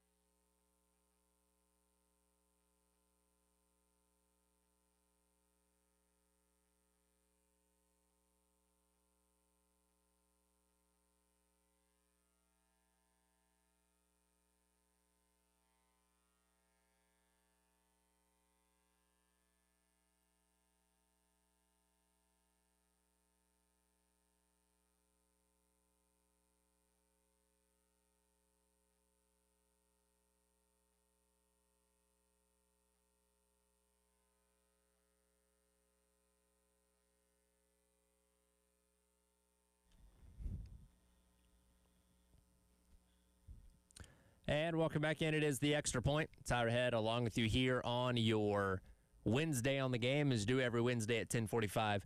Time to talk some racing with Jen Jensen from the early game as we get set for the final race of the 2025 NASCAR Cup Series season. They'll head to Phoenix to crown a champion after a very interesting, very thrilling race this past weekend at Martinsville. William Byron coming out on top. He needed to win, and he punches his ticket to yet another Final Four, holding off two guys in Ryan Blaney and Chase Elliott that also needed wins to get themselves in. Man, Byron is really something, isn't he? He's third time in Phoenix in as many years, so it was an exciting Martinsville race. I mean, it seemed like it was kind of between Byron and Blaney. It seemed like it was either of their races to lose, and Byron, he just showed a determination that I don't think we've seen for a while. Yeah, led 304 of the 500 laps. I thought at one point he was going to lead every single lap of the race. Blaney was able to get up there through some strategy plays and cautions and all that kind of stuff. But in the end, Byron obviously had the best car. And look, you know, we've talked about William Byron these past couple of years. They always start the years off strong. So the past 2 years, obviously won the Daytona 500, won a couple races in the early going. This year, he kept coming so close. He dominated the Darlington race that we were at. Didn't win that race. Dominated several other races where he didn't end up winning. Finally won a couple of races like Iowa in the middle of the season, obviously Martinsville the other day. But he's never been able to put together the full year. But I will say there is something worth momentum winning in the penultimate race, as we saw with Ryan Blaney 2 years ago, Chase Elliott back in 2020, to going on to potentially winning at Phoenix too.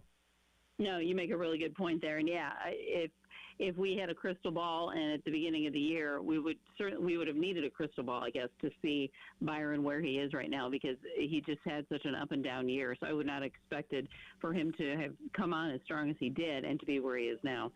So that sets our Final Four with William Byron, Chase Briscoe, Denny Hamlin, who also had previous wins in the round of 8, and then Kyle Larson able to hold off Christopher Bell just enough, as it did come down to a points battle between those two for that final spot to get himself back to the Final Four once again. And I was texting with one of my buddies earlier on this week, and you know, he's like, man, this is probably the strongest Final Four we've ever had. And it's really hard to disagree with that. Yes, Denny Hamlin has more wins than the rest of those guys, but all four of these guys have put together their own respective strong seasons one way or the other. Yeah, no, they really they have. And when you look at, you know, how each of them has performed, each of them has won, or I know for sure Hamlin, Briscoe, and Byron have all won at Phoenix, so they're going in strong there. But overall, yeah, I mean, they're kind of some powerhouses. And again, are we surprised that we are looking at a championship 4 that does not include Penske? Yeah, and that was kind of the big key to the weekend, I think, for both Hendrick Motorsports and Joe Gibbs, is do not let either Ryan Blaney or Joey Logano win at Martinsville to get themselves into the Final Four. Because, again, they've won all 3 of the Next Gen championships. They have that track figured out late in the season. Their flat track program is phenomenal. So, yeah, we are finally going to see a new champion of the Next Gen era. And in the case of the way this Final Four stacks up, Kyle Larson, the only previous champion. He won it in 2021 by winning at Phoenix. So we could have a multi-time champion in Kyle Larson or a first-time champion in Byron, Briscoe, or Hamlin. And we know that Hamlin, I mean, this is his 5th time being in that championship 4. He's been in the playoffs like 19 times. He's desperate to win. He's got the 60 wins, but of course he needs this championship to really feel like he's round up his resume. Does he do it? I don't know. He's had a couple of kind of iffy weeks as far as mechanical things are concerned. So I just don't think that it's anybody's race. To me, it feels like if Denny Hamlin cannot win it this year by leading the series in wins, obviously he won the valuable race at Las Vegas a couple weeks ago to lock himself in before anybody else. If he can't win it this year, he may never well win it, because this seems like one of the best opportunities he's ever had to win the thing. Yeah, there's a lot of momentum. I think there's a lot of just things in the atmosphere for him. You know, he's trying to perform really well for his dad, who isn't doing well. Again, most races won. Just a lot of things that are kind of in his favor. And I don't know.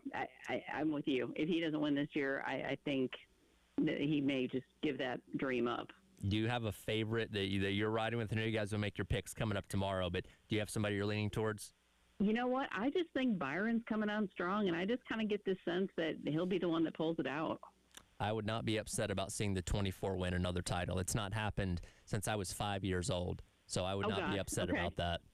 Yeah, he's a good guy, and it's a fun story because he came out through iRacing, so Sure. wouldn't that just be something? Yeah, for a storyline. Well, and look, he should have had a Truck Series championship, won an Xfinity Series championship, and again, he's going to win Cup Series championships. I don't know if it's going to be on Sunday, but he's going to win plenty in his Cup career, and maybe that does get started here in a couple days.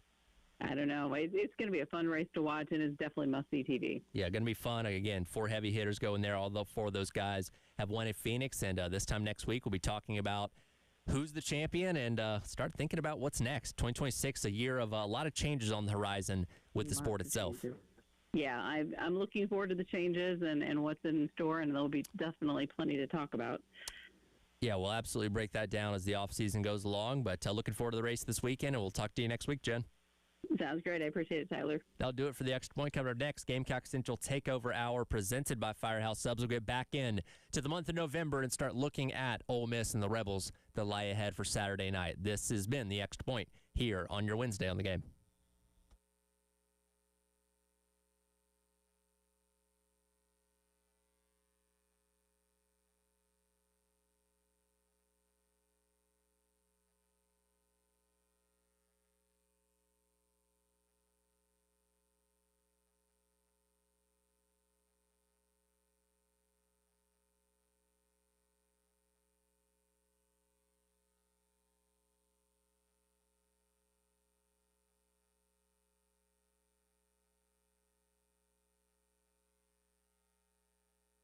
Everyone knows that AAA Heating and Air has the best HVAC replacement options in the Midlands with their guaranteed financing, no payments or interest for 12 months, and a 15-year parts and labor warranty. They're hard to beat when you need a new system. But did you know they also have great deals for repairs? That's right. If your system is broken and you're strapped for cash, AAA Heating and Air can help. They'll get your repairs done with payment options for up to 12 months and also no credit check required. That's right. So if you are the homeowner, all you need is a valid bank account. That's it. That's all you need. So don't wait. Call AAA Heating and Air today and get your comfort back on track. AAA Heating and Air, comfort you can trust.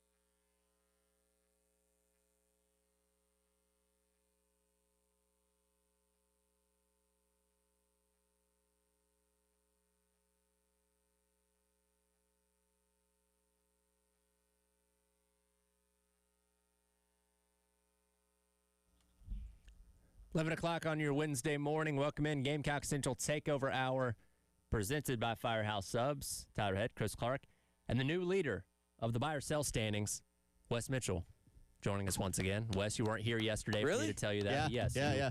Now have the lead in buy or sell. And guess what? 26 to 25 to 24. To add to it, Tyler is now in last. I'm in last. Tyler, did you go over this week? No, you guys got 4 points. I got 2. Because we were tight going into the weekend. Let's go. It's 26 to 25. That's me. I'm in second. 24. I think Kevin got 2 or 3. To 2. No, To 3. To 3. Yeah, Kevin has 3, but that's the only time he's been able to play. I don't think Kevin's going to be able to overcome that deficit. We have some time to go, but it seems insurmountable. Yeah, listen, I told you guys it was going to be a tooth and nail fight all the way to the end. Yeah, you're right. So you went from first to last. You can easily go from last to first. Exactly. I went from last to second. 1 weekend never know. can swing the whole thing. All right. Nope. Done celebrating. Long way to go. Long way to go. You're past the 24 hours. Like, all right. Yes. Yeah. All right. 1-0 mentality. 24-second rule. 24-second rule. Focus. Right, I guess it'd be 5-0 mentality because you got to have 5 questions right every weekend. When they had that early fall start, I was like, oh no. Oh boy. Oh no. I text no one responded to my text about that either. I was thinking of our buy or sell when that happened. I'm glad you're thinking about while the game's going on. And yes, I did think when that happened early I was in like, the game. man, it's very early. Very early. Your One and a odds half here. was the 1.5 was the number. line. Now we had more holding calls this weekend, but that was not the question was asking. Pre-snap penalties only, and for the second week in a row, give Sean Elliott credit. They didn't make those mistakes. Hey, O-line looked okay, right? Like, I think there's some just pretty apparent improvement there with the way the O-line has played, certainly this past week. And, yeah, and even, golly, man, one of those holds, I still think that's just ticky-tack. That was a bad call. Yeah, terrible call, honestly. We talked to John Strickland Monday, and I asked him, like, hey, what'd you think of the tree call? Terrible, awful, terrible call. So from an O-lineman's perspective, yeah, bad call. Yeah, from I mean, maybe there's some defensive linemen that say it was a good call, but for the most part, just did not. You know, when a guy disengages pretty quickly, you don't really see that get called, I feel like. And yeah, the defender went flying, but I mean, Beamer basically called him LeBron level flop. But in that instance, that's what you do to draw a flag. So he got the desired result. Well, and that ended up being, you know, again, if we're making the argument to try to be consistent that, you know, if the stance is, hey, fumbling at the end of the game, although the timing of it was obviously awful, that one play didn't lose the game because you had other opportunities, plenty of them throughout the game. So did Bama, right? And they made a few more of those plays on the whole and at the end of the game. That one hold call didn't change the entire game, too, but it was a swing, right? Lenoris was going in to score, and you have to settle for a field goal there. So that's 4 points. Yep. In theory. Significant moment for sure, but can't go back and change what's done now. And the reality is Carolina now sitting at 3-5 with 4 games left in the regular season, trying to win at least 3 of those to get yourself to a bowl game. Though we now enter the month of November, this is when they play their best. Coach Beamer teams are 13-4 in this month. They went 5-0 in November last year. For whatever reason, this is when they really hit another gear, and you're going to need that other gear because you got Ole Miss, you got A&M, you got a rivalry game with Clemson. Who knows what they're going to be like by the time that game gets here, but obviously a tough game when you play your in-state rival. You have 3 of your biggest challenges of the season in these final 4 games in the month of November. And you have the fighting Chance Miller, fighting Mike Uva Coastal Carolina team coming into town, That's too. also true. I mean, in all seriousness, though, God, I mean, Ole Miss and like we've known this was going to be like kind of this murderer's row schedule for a while, and as the season has gone along, it's been like, well, you know, both those games are maybe even more difficult on paper than we thought they would be.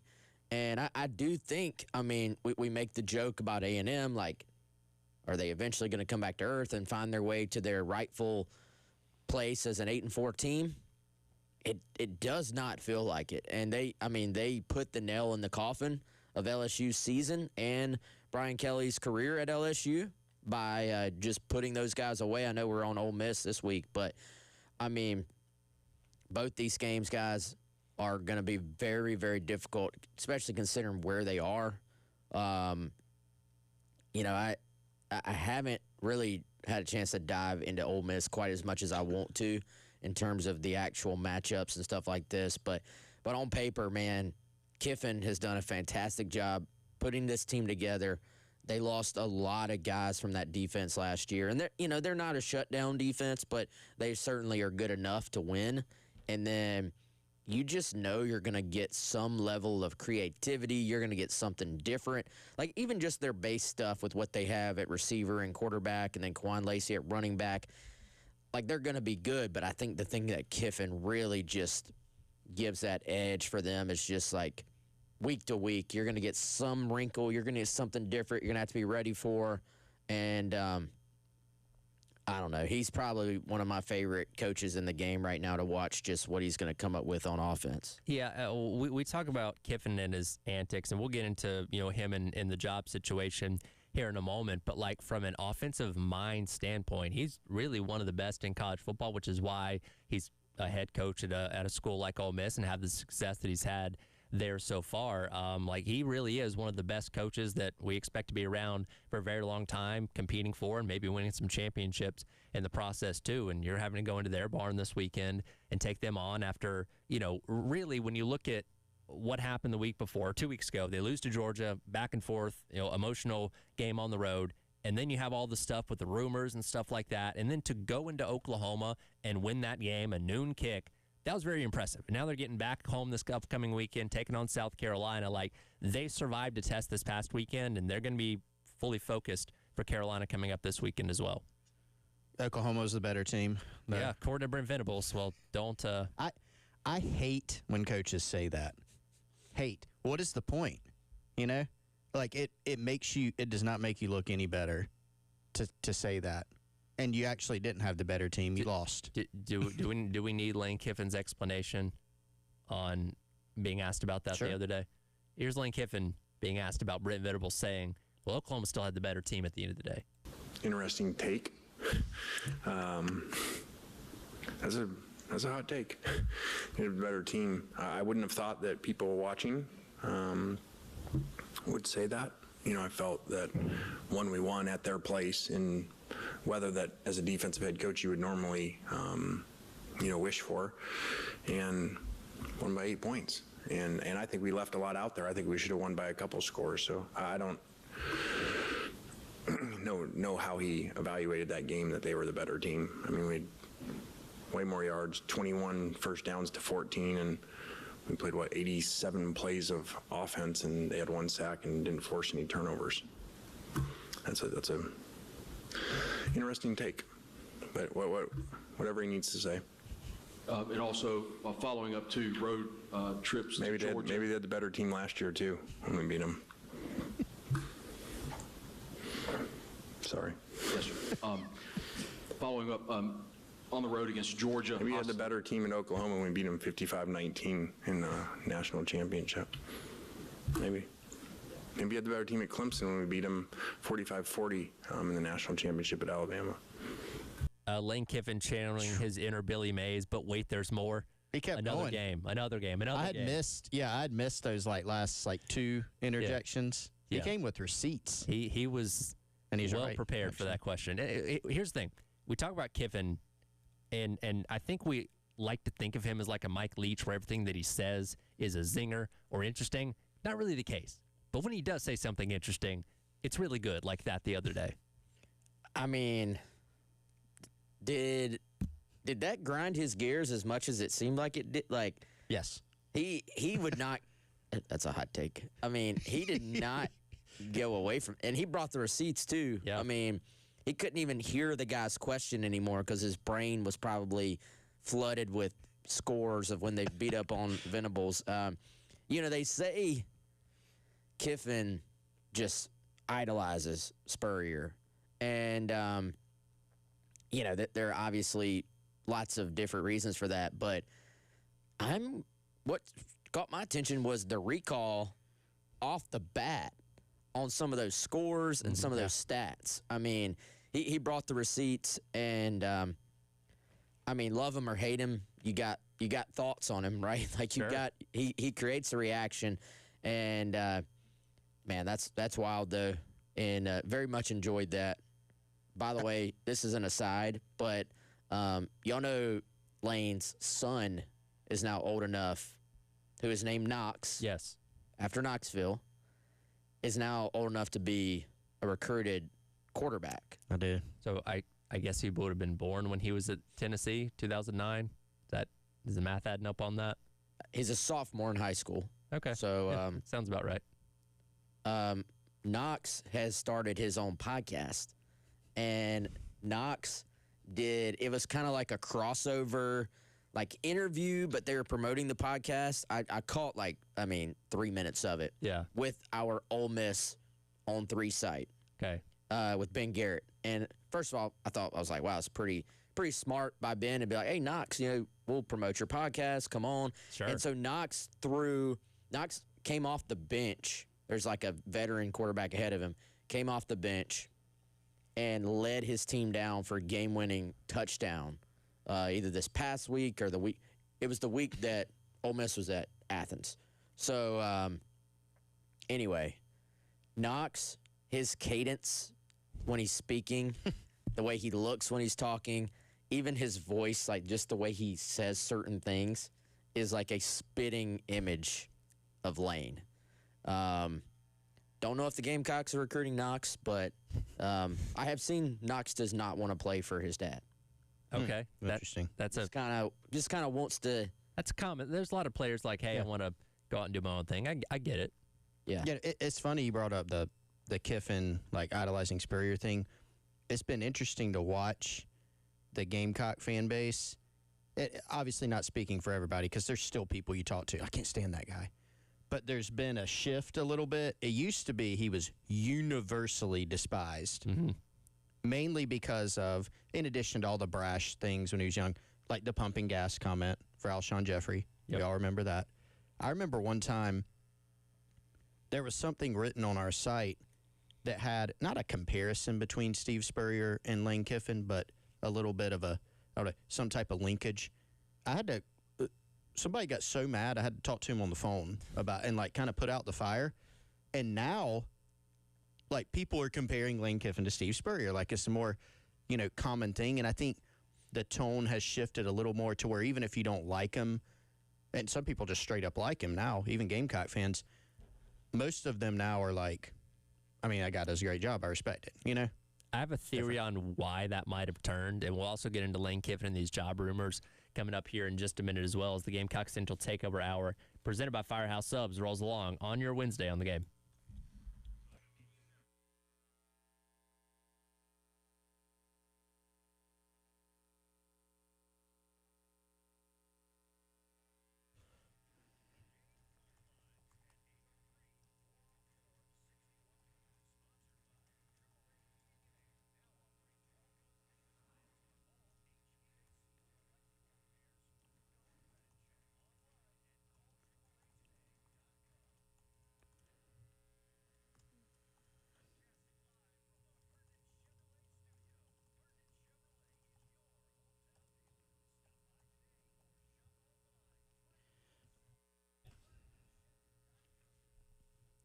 All right, everyone, let's tell you about our friends over at Integrated Media. You hear about them every day here on the show. They've been to Wes's house. They've been to my house.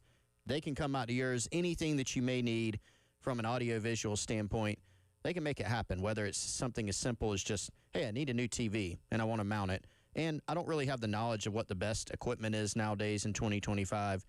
I don't know how to mount it, or I just don't have time. Sure, they can do that. But they can also help you with that outdoor space near your fire pit, your patio, that man cave that you've always wanted to build and trick out. They can do it for you.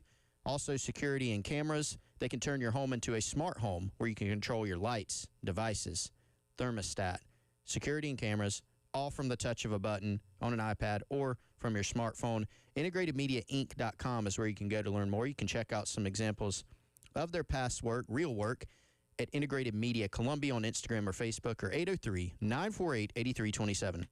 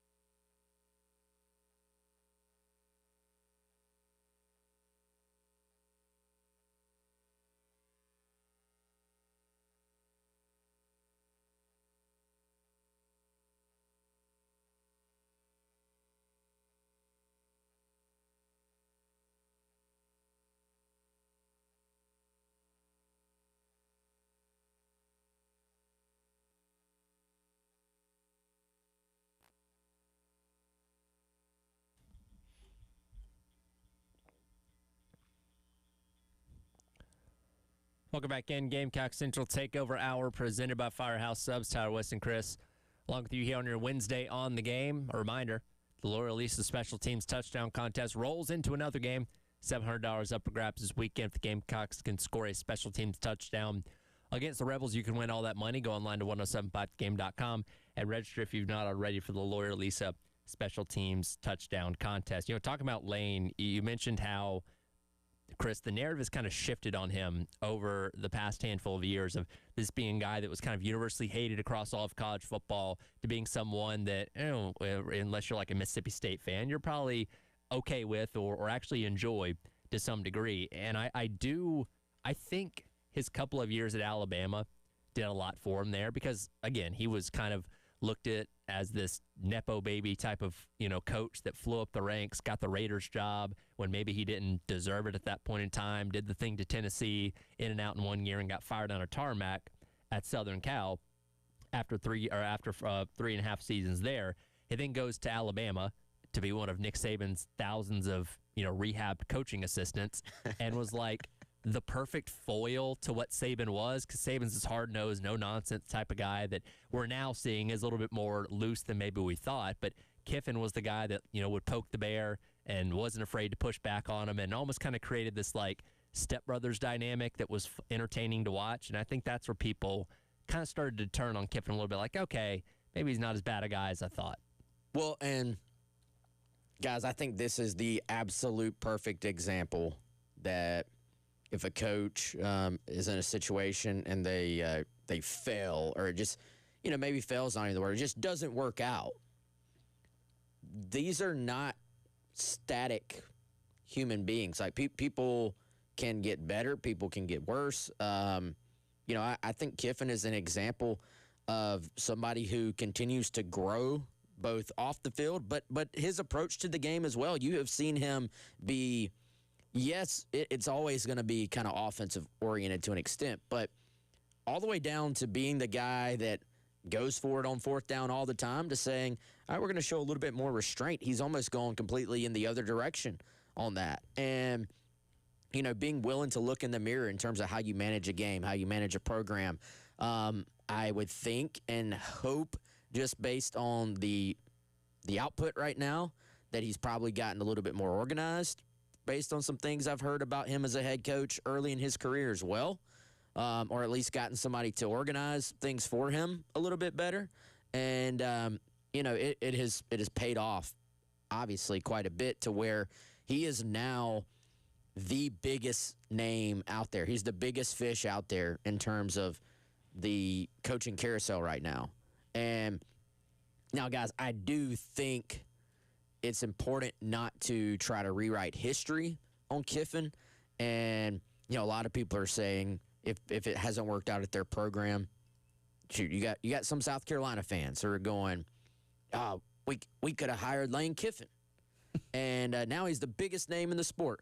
Well, yeah, but Ole Miss went and took the risk and did it. That risk has paid off. But when they hired him, guys, it was considered like, oh, this could work, but it was also considered that this could blow up, you know, that he's still that same guy who is immature, can't handle everything you have to handle to be a head coach, and has basically woke up on third base type thing. Yeah. So, you know, let's not pretend that Ole Miss didn't take a risk here and that it's paid off for them. Yeah, I was looking back the other day to go back to the Saban thing. I mean, those two, not the same, right? And Kiffin and that's an area he's grown in. He's talked about that. Like, I remember one of the stories was, you know, normally in practice, one of your jobs as an OC is to give the defense some looks. You know, yeah, in competitive situations, you're trying to go out there and move the ball and score. Scrimmage situations, a lot of times you're lining up, giving the defense certain looks. And so Kiffin knew that, this is from an old ESPN story I remember, and Saban wanted looks so that the defense could go play. And Kiffin was like, nah, I'm competitive. I'm going to go score. And so he was running all this crazy stuff, moving the ball. And Saban's like furious and asked him about it. Well, instead of just, okay, coach, cool, next time, The next day, Lane starts doing the exact opposite. He's like 3rd and 8, we're under center, running the ball. Like just giving the complete opposite, still like terrible looks. And then he tells a story about how Saban like cleared everybody out of the office and just absolutely just ripped him, you know, and he's just sitting there. Legendary butt chewing. Yeah, a butt chew. Yes, that's the clean version. So he would just do stuff like that all the time. Yeah. You know, and that's why they probably why they parted ways. Yeah. Eventually. But I think he's grown in some of those areas. Now, he still has some of the things where it makes Lane. I feel like we made this into a Lane, almost like last week with the Bama Love Fest. Made it into a Lane one. Well, but they are the opponent for this week. He's easy to talk about. He is. He's such an interesting enigma in college football. Like, again, there's a million copy-paste, cookie-cutter type of head coaches out there. He's very different. And, again, he's a really good coach, too. Ole Miss is having success they've never had before, which is why when all these other jobs are open, his name's at the top of the list for LSU, Florida, Penn State. When Auburn comes open, Florida State, they're all going to give him a call because everybody wants Lane Kiffin. I don't know if he leaves, though. I think he's got a pretty good gig at Ole Miss right now. I mean, it's the biggest question of this coming off season. I will give credit to Kiffin, too. He's actually handled that aspect pretty well. Like the old school way of doing it would just, not going to, I don't talk about that. I'm happy where I am. But that was the way you used to handle a situation like this. You essentially lie or ignore it or some combination of both. He has basically turned it into, hey, guys, the same thing that happens to you all, speaking to his team, is what's happening to me right now. You guys get hit in the pre-portal, as he called it, where if you have a big game, your DMs start blowing up from third parties who are connected to other schools saying, hey, we'd love to have you at, this other school.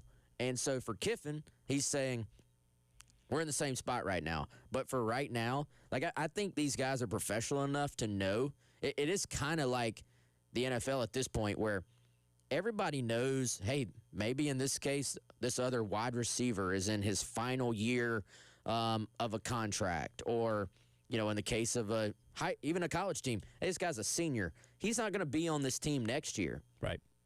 But let's all just come together and focus on trying to take this current team as far as it can go, and then we'll all worry about what's next for every individual person after that. And I think it's a very just, logically sound kind of just honest way to do it almost. And, I wonder if I don't know if the coaches can pull it off maybe quite the way Lane has. He's so just matter of fact anyway about certain things, but I've kind of been impressed with that. I'll be curious to see if other coaches mimic that or follow that moving forward. But it is funny, man, how he is now the can't miss guy. But let's not forget a bunch of these can't miss hires from 3, 4, 5.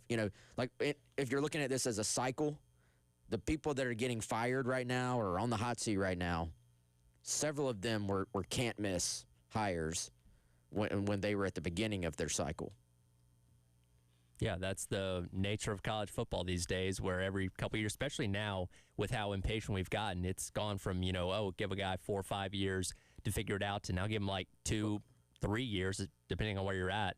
And if you haven't got things clicking by then, we're going to run you out of town and go hire the next guy. And, Florida finds itself in this kind of death spiral right now, guy after guy after guy that keep hiring, trying to figure it out.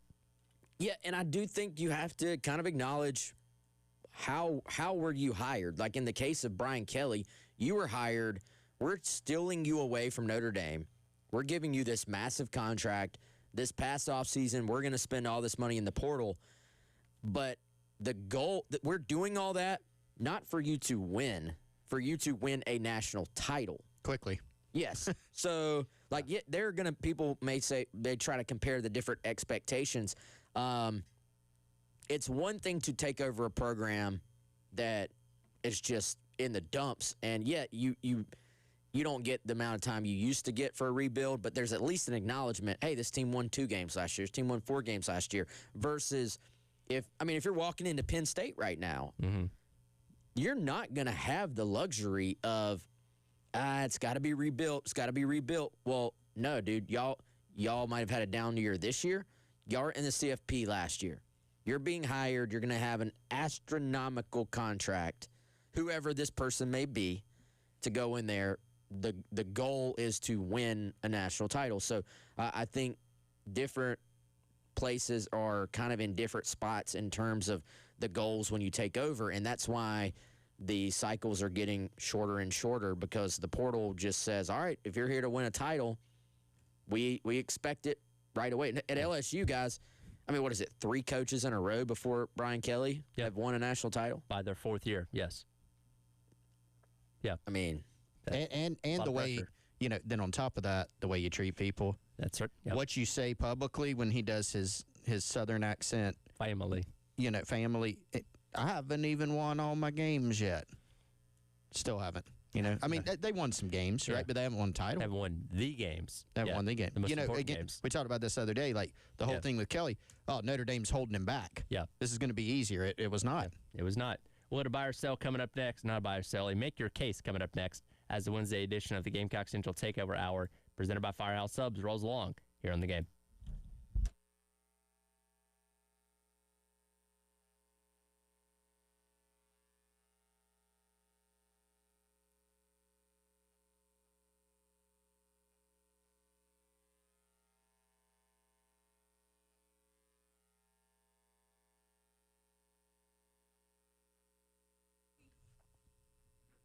Let's tell you what about another one of our great partners here on the game is Krantz Cooling and Heating. Finally, Wes had to flip on the heat the other day at the house. Are you in the back and forth time? Like, have you reached the heat, air, or I you just don't cut it like off? doing that. We try to rip the Band-Aid off, you know. We've tried to just keep nothing on, actually. But then the house got cold, so we turned the heat on. And you know what? When we turned it on, 2 units, upstairs, downstairs, worked great. Because our friends over at Krantz Cooling and Heating have helped us out. I know they helped you out recently as well. Did a great job at your house, I presume. Indeed, yeah, and they were needed. This was not a let's make sure everything's okay call. This is I need you now call. Yes, and they took care of Wes. They could do the same for you since 1983. Locally owned and operated family business over at Krantz Cooling and Heating. KRANTZ Cooling with a K.com or 803-672-3224.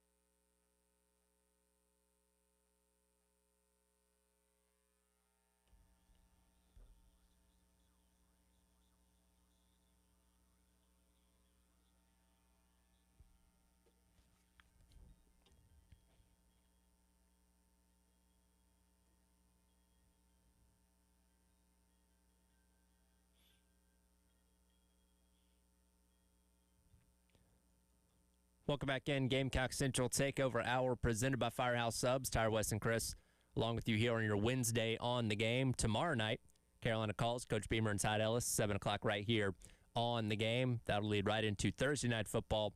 Ravens and Dolphins. Coverage starts today. Kickoff at about 8:20 right here on the game. As we head into the month of November and the final 4 games of the regular season for South Carolina, it's time to make our case.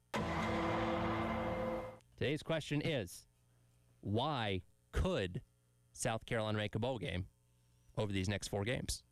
Make your case. Who wants to start? Well, I'll just go. For one, Cocktober is about to transition into Cockvember, so we need a better name.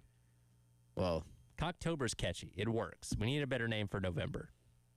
Let's use the text line there. Yes, please. Yeah, if you haven't, yep. They remember November to remember. It doesn't really do it for me. Well, that's too bland. It's too not bland. There's Yeah. not an integration. It's not Gamecock related. Branded. Yes. Yeah. Give us recommendations. What's the info for the 803-404-6100 Firehouse Subs text line? Your nickname for what? Because again, November Beamer's a real thing. 13-4 in November, like it's a thing. What can we call it? Yeah, I think, guys, you would probably feel a good bit better about that if these games were at home. I mean, you really, really needed to win this game this past week because you had the opportunity to do so. It was right there for the taking. You needed a couple plays to go do it. I will say this: as good as Texas A&M is this year, and I do think they're good, they've played a lot of big games too. They're probably going to be in a little bit of a situation, kind of like Alabama.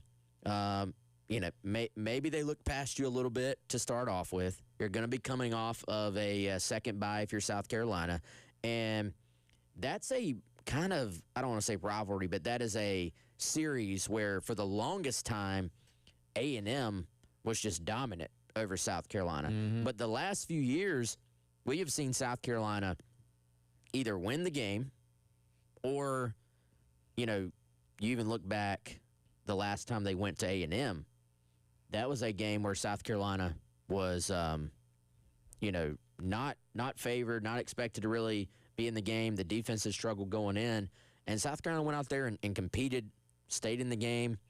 Defense, I remember thinking, wow, the defense is actually kind of coming along a little bit in this game. And, I don't think as much as these games individually on paper look like they're going to be tough, if South Carolina can keep building off of what they have done, what they did this past week, I do think they will be a tough out for both of those teams, for Ole Miss and A&M, even though they're going to be underdogs. They got to beat Coastal, obviously. And I just think Carolina's the better team when it comes to South Carolina and Clemson right now. I don't know what Vegas will say on that one, but South Carolina does have to get over the hump of now beating Clemson in Columbia. I was going to say, if you're looking at who's going to be favored or even like literally who's going to have the advantage, you would think playing that game at home helps you, but nope. Under Shane Beamer against Dabo Swinney, away team, wins the game every time so far. So, does that actually mean anything for this year? I mean, probably not, but it has been a trend. I think you're right. Like right now, if you're looking at it, and this could change in a few weeks, but you probably go, okay, South Carolina can get a win against Clemson. They could get a win against Coastal. But how do you avoid being in the trap that you were in 2023, which is you played a lot better late, turned your defense around in 2023, did enough on offense, but you ended up coming up a game short for bowl eligibility because you lost to Clemson in the regular season finale at home. This year, you kind of look at it more of, hey, yeah, you obviously need the Clemson win, the Coastal win, but those are your 2 most winnable games, and both at home. On one hand, and Shane Beamer talked about this yesterday. People get irritated when he says sometimes that they're close, and in some instances that is correct, right? Like go back and look. They weren't close in the Oklahoma game at the end of the day. Game was close early, even though they weren't playing well. They were close against Missouri. What's my evidence? They were winning going into the fourth quarter, and it was a 1-score game. That's close. Doesn't count. You lost, right? But that is close. That's the reality. They were also close against Bama. What's the evidence? They're leading by 8 in the fourth quarter, and they lost by a touchdown. So that's also close. Again, doesn't count. But, how can you finish in the fourth quarter better, or how can you, whether it's staging a fourth quarter comeback, whether it's having a lead going into the fourth quarter, going ahead and winning the game. The problem is the two games that I just described were very tough games. I think these two games they're about to play are more difficult. They're on the road, both. So is Missouri, right? But I think A&M right now probably the best team in the SEC. Ole Miss probably not far behind. And we saw last year the game against Ole Miss, and I think part of it was just the matchup of going against Lane Kiffin, Charlie Weiss Jr., that offense, and they were really good on defense. That was Carolina's worst game. Like, they didn't really play. They had, some performances here and there that weren't great, but that was by far their worst game last year. So, obviously, you can't repeat that. But I think that's you're going to have to go stage. You're going to have to hold serve at home against Coastal and Clemson. And can you steal one on the road? I tend to think this game this weekend in Oxford is probably your better chance on paper than A&M. But I think that's it. Clean some things up. Lean into what's worked offensively, defensively, and on special teams. Get some turnovers. Get the game into the fourth quarter, and then go win it this time. For me, what I saw this past weekend on offense gave me more hope than I had. And again, they only outscored their previous total under Mike Shula by 1 point. They got 22 points. Previous high was 21 against Kentucky. So it wasn't like they exploded for 45 points and 500 yards. You saw a lot of better things out of the offense being simplified, as Beamer talked about after the game on Saturday and yesterday as well. So you see a blueprint of how this can hopefully continue to improve as the month goes along. Defense is playing good. They are the reason why Alabama was held at bay for most of that game until the very end in terms of points they were scoring. Special teams has stepped up and done a lot of really good things this year. So you've got 2/3 of it playing well enough that if your offense can continue to take steps forward, you'll give yourself a chance. And I agree with you, Chris. I think you look at, and I'm kind of just getting into scouting Ole Miss a little bit, defensively, they're not phenomenal. They're good in some categories, okay in most of them, but they're not Oklahoma from a couple weeks ago. You're going to have opportunities, hopefully, to move the ball and score there. Now you have a big task of holding their offense at bay because they score a lot of points, and Trinidad Chambliss is truly one of the best quarterbacks in college football. But we said the same thing about Ty Simpson last week. Obviously didn't have his best game against South Carolina. So there's a pathway here. And if you can find a way to win one of the next two, again, on the road, tough challenge, I get it. You feel a lot better about those final two games against Coastal and against a rival in Clemson that's obviously not having a great season either. It's an uphill battle, obviously, but it's not impossible at the end of the day. And obviously, again, this weekend gives you, I think, a better chance than going on the road in College Station, but we'll see. But it's not impossible.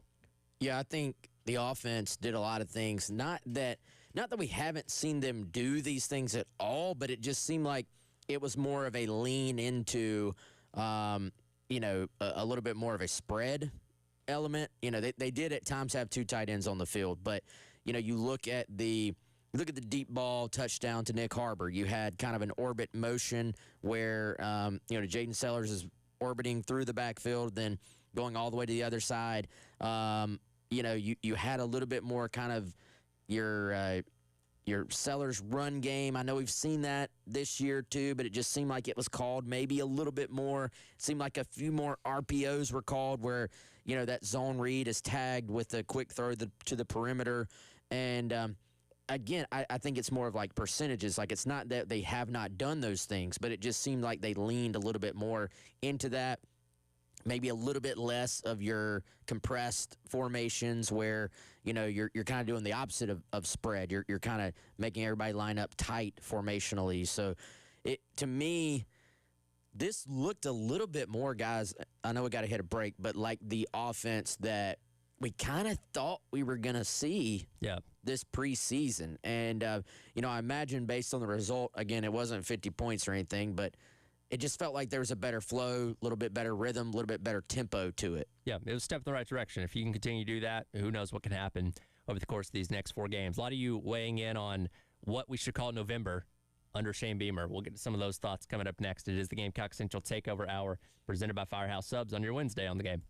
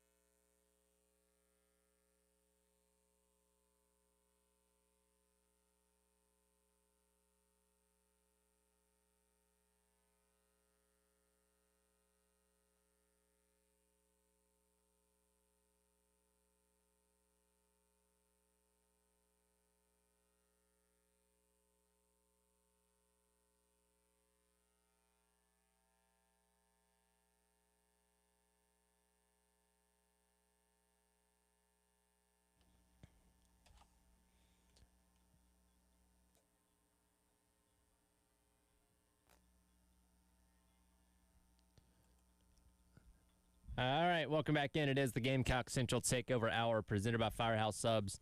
It's our West Coast wrapping up the hour here on your Wednesday on the game.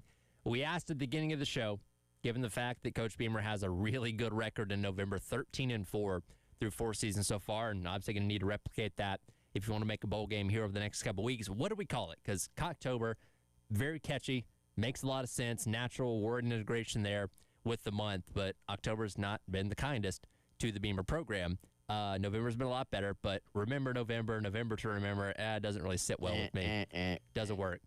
We've actually got some interesting submissions here, so let's see how we feel about these. Nameless Texture goes with no Beamver.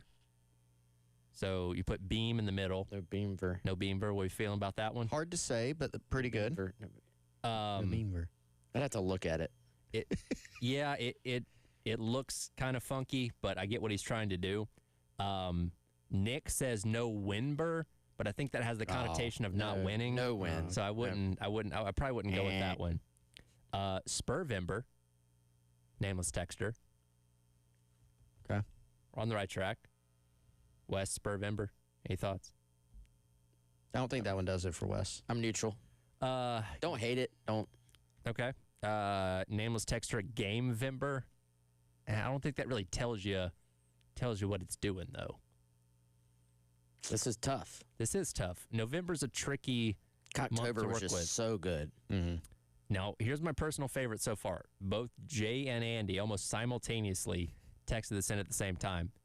Crowvember. That's a pretty little good. bit more. That's pretty good. That works. Yeah. Crowvember. That's the leader in the. The competition is not over, but that is the leader in the clubhouse right now. That one's Andy and Jay. Andy and Jay both Good job, Andy came and Jay. up with Crowvember. Not Jay Phillips. Not Jay Phillips. That we know of. It could be Jay Phillips. Doesn't have a last name on here, but Crowvember. I like Crowvember. Mm-hmm. I think that could work. Yeah, it's a good one. That's the best one so far. Plays into the Gamecock thing, and my goodness, if they're able to replicate the success this November that they have in years past, like we're gonna have to have some kind of official name for this going forward, because to me it's already a thing, right? When you're 4 years in and you have that kind of reputation in that month, it's already a thing. But it's really gonna be put to the test this time around, and my goodness, if they go 3-1, that would be something. Then you'd be 16-5 in November. Yeah, you did that. Yeah. Well, here's the thing. Now, the Clemson ones notwithstanding, but a lot of the big SEC wins have been in the friendly confines of Williams-Brice Stadium. Yes, that's right. So going on the road is going to be, and I'm curious to see, not that South Carolina is the same team as last year, not that Ole Miss is the same team as last year. There's a lot of NFL talent that both of those teams have lost from last season. I'm very curious to see with this coming weekend's matchup, was last year, was Ole Miss really just that much better? Or was that just kind of how, sometimes a game just gets away from you. The early fake punt that didn't work kind of just zapped the energy out of the building. Did it just kind of play out like that? Or was that team just that much better than South Carolina? Is that program just that much better right now? I'll be very curious to see what this matchup looks like this week. As good as the Ole Miss offense is, they got that early lead last year, and they kind of, I don't want to say they sat on it, but they didn't really try to push the envelope there, I feel like. Yeah, and we'll re-rack that game a little bit more coming up tomorrow. I do think it's interesting, and Kevin mentioned this on Monday. This game isn't sold out. I don't know we don't look at Oxford as the most daunting environment to go into, but there seems to be a little bit of a relaxedness with this fan base on this game compared to some of the other ones where Kevin was like, hey, guys, we still got tickets. You guys should buy them and come to this game. That is the one thing to me that makes me wonder if he will take one of these other jobs. Does he want to go somewhere where he does not have to beg the student section to be packed, where he does not have to beg the crowd to put the extra energy into a game? There are some really good atmospheres at Ole Miss from what I can tell on TV, but it's not quite to the standard that you would see, Death Valley at night, that you would see in the Swamp. Does he long to have that, or is he just okay with that being one of the next? Because he has to, I don't want to say call out, but he has to ask their fans for more a lot, it seems like. He is constantly, and I saw the headline for a column. Somebody made the point, hey, Ole Miss, he's telling you what he wants. Like, if you want this guy to stay, he's already getting a financial component in terms of building the roster that he needs. Sure. But he's telling you he wants a little bit more energy on Saturdays. He wants you to be there a little bit earlier on Saturdays. He wants you to stay the entire time on Saturdays. So how much does that factor into his upcoming massive decision? We'll see. We'll take a deeper dive into Ole Miss coming up tomorrow as the week rolls along. Halftime show. Myself and Bill Gunner coming up next here on your Wednesday on the Game.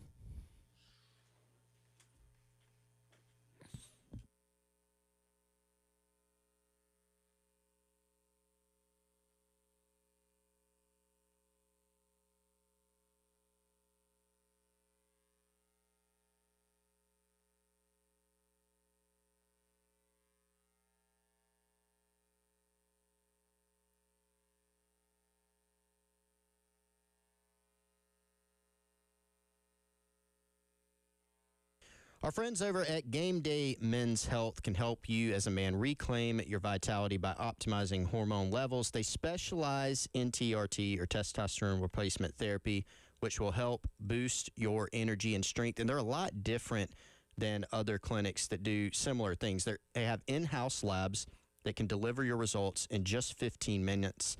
They're conveniently located in Northeast Columbia near I-77 and Two Notch Road. Comfortable man cave style clinics with TVs and refreshments while you wait. Also great, they don't use any long-term contracts. Flexible plans tailored to your needs. TRT tests available to check your levels with absolutely no obligation, and then ongoing monitoring. Committed to your success with expert guidance. You can get started by going to GameDayMen'sHealth.com/North-Columbia. Again, located just off I-77, or give them a call, 803-265-3161.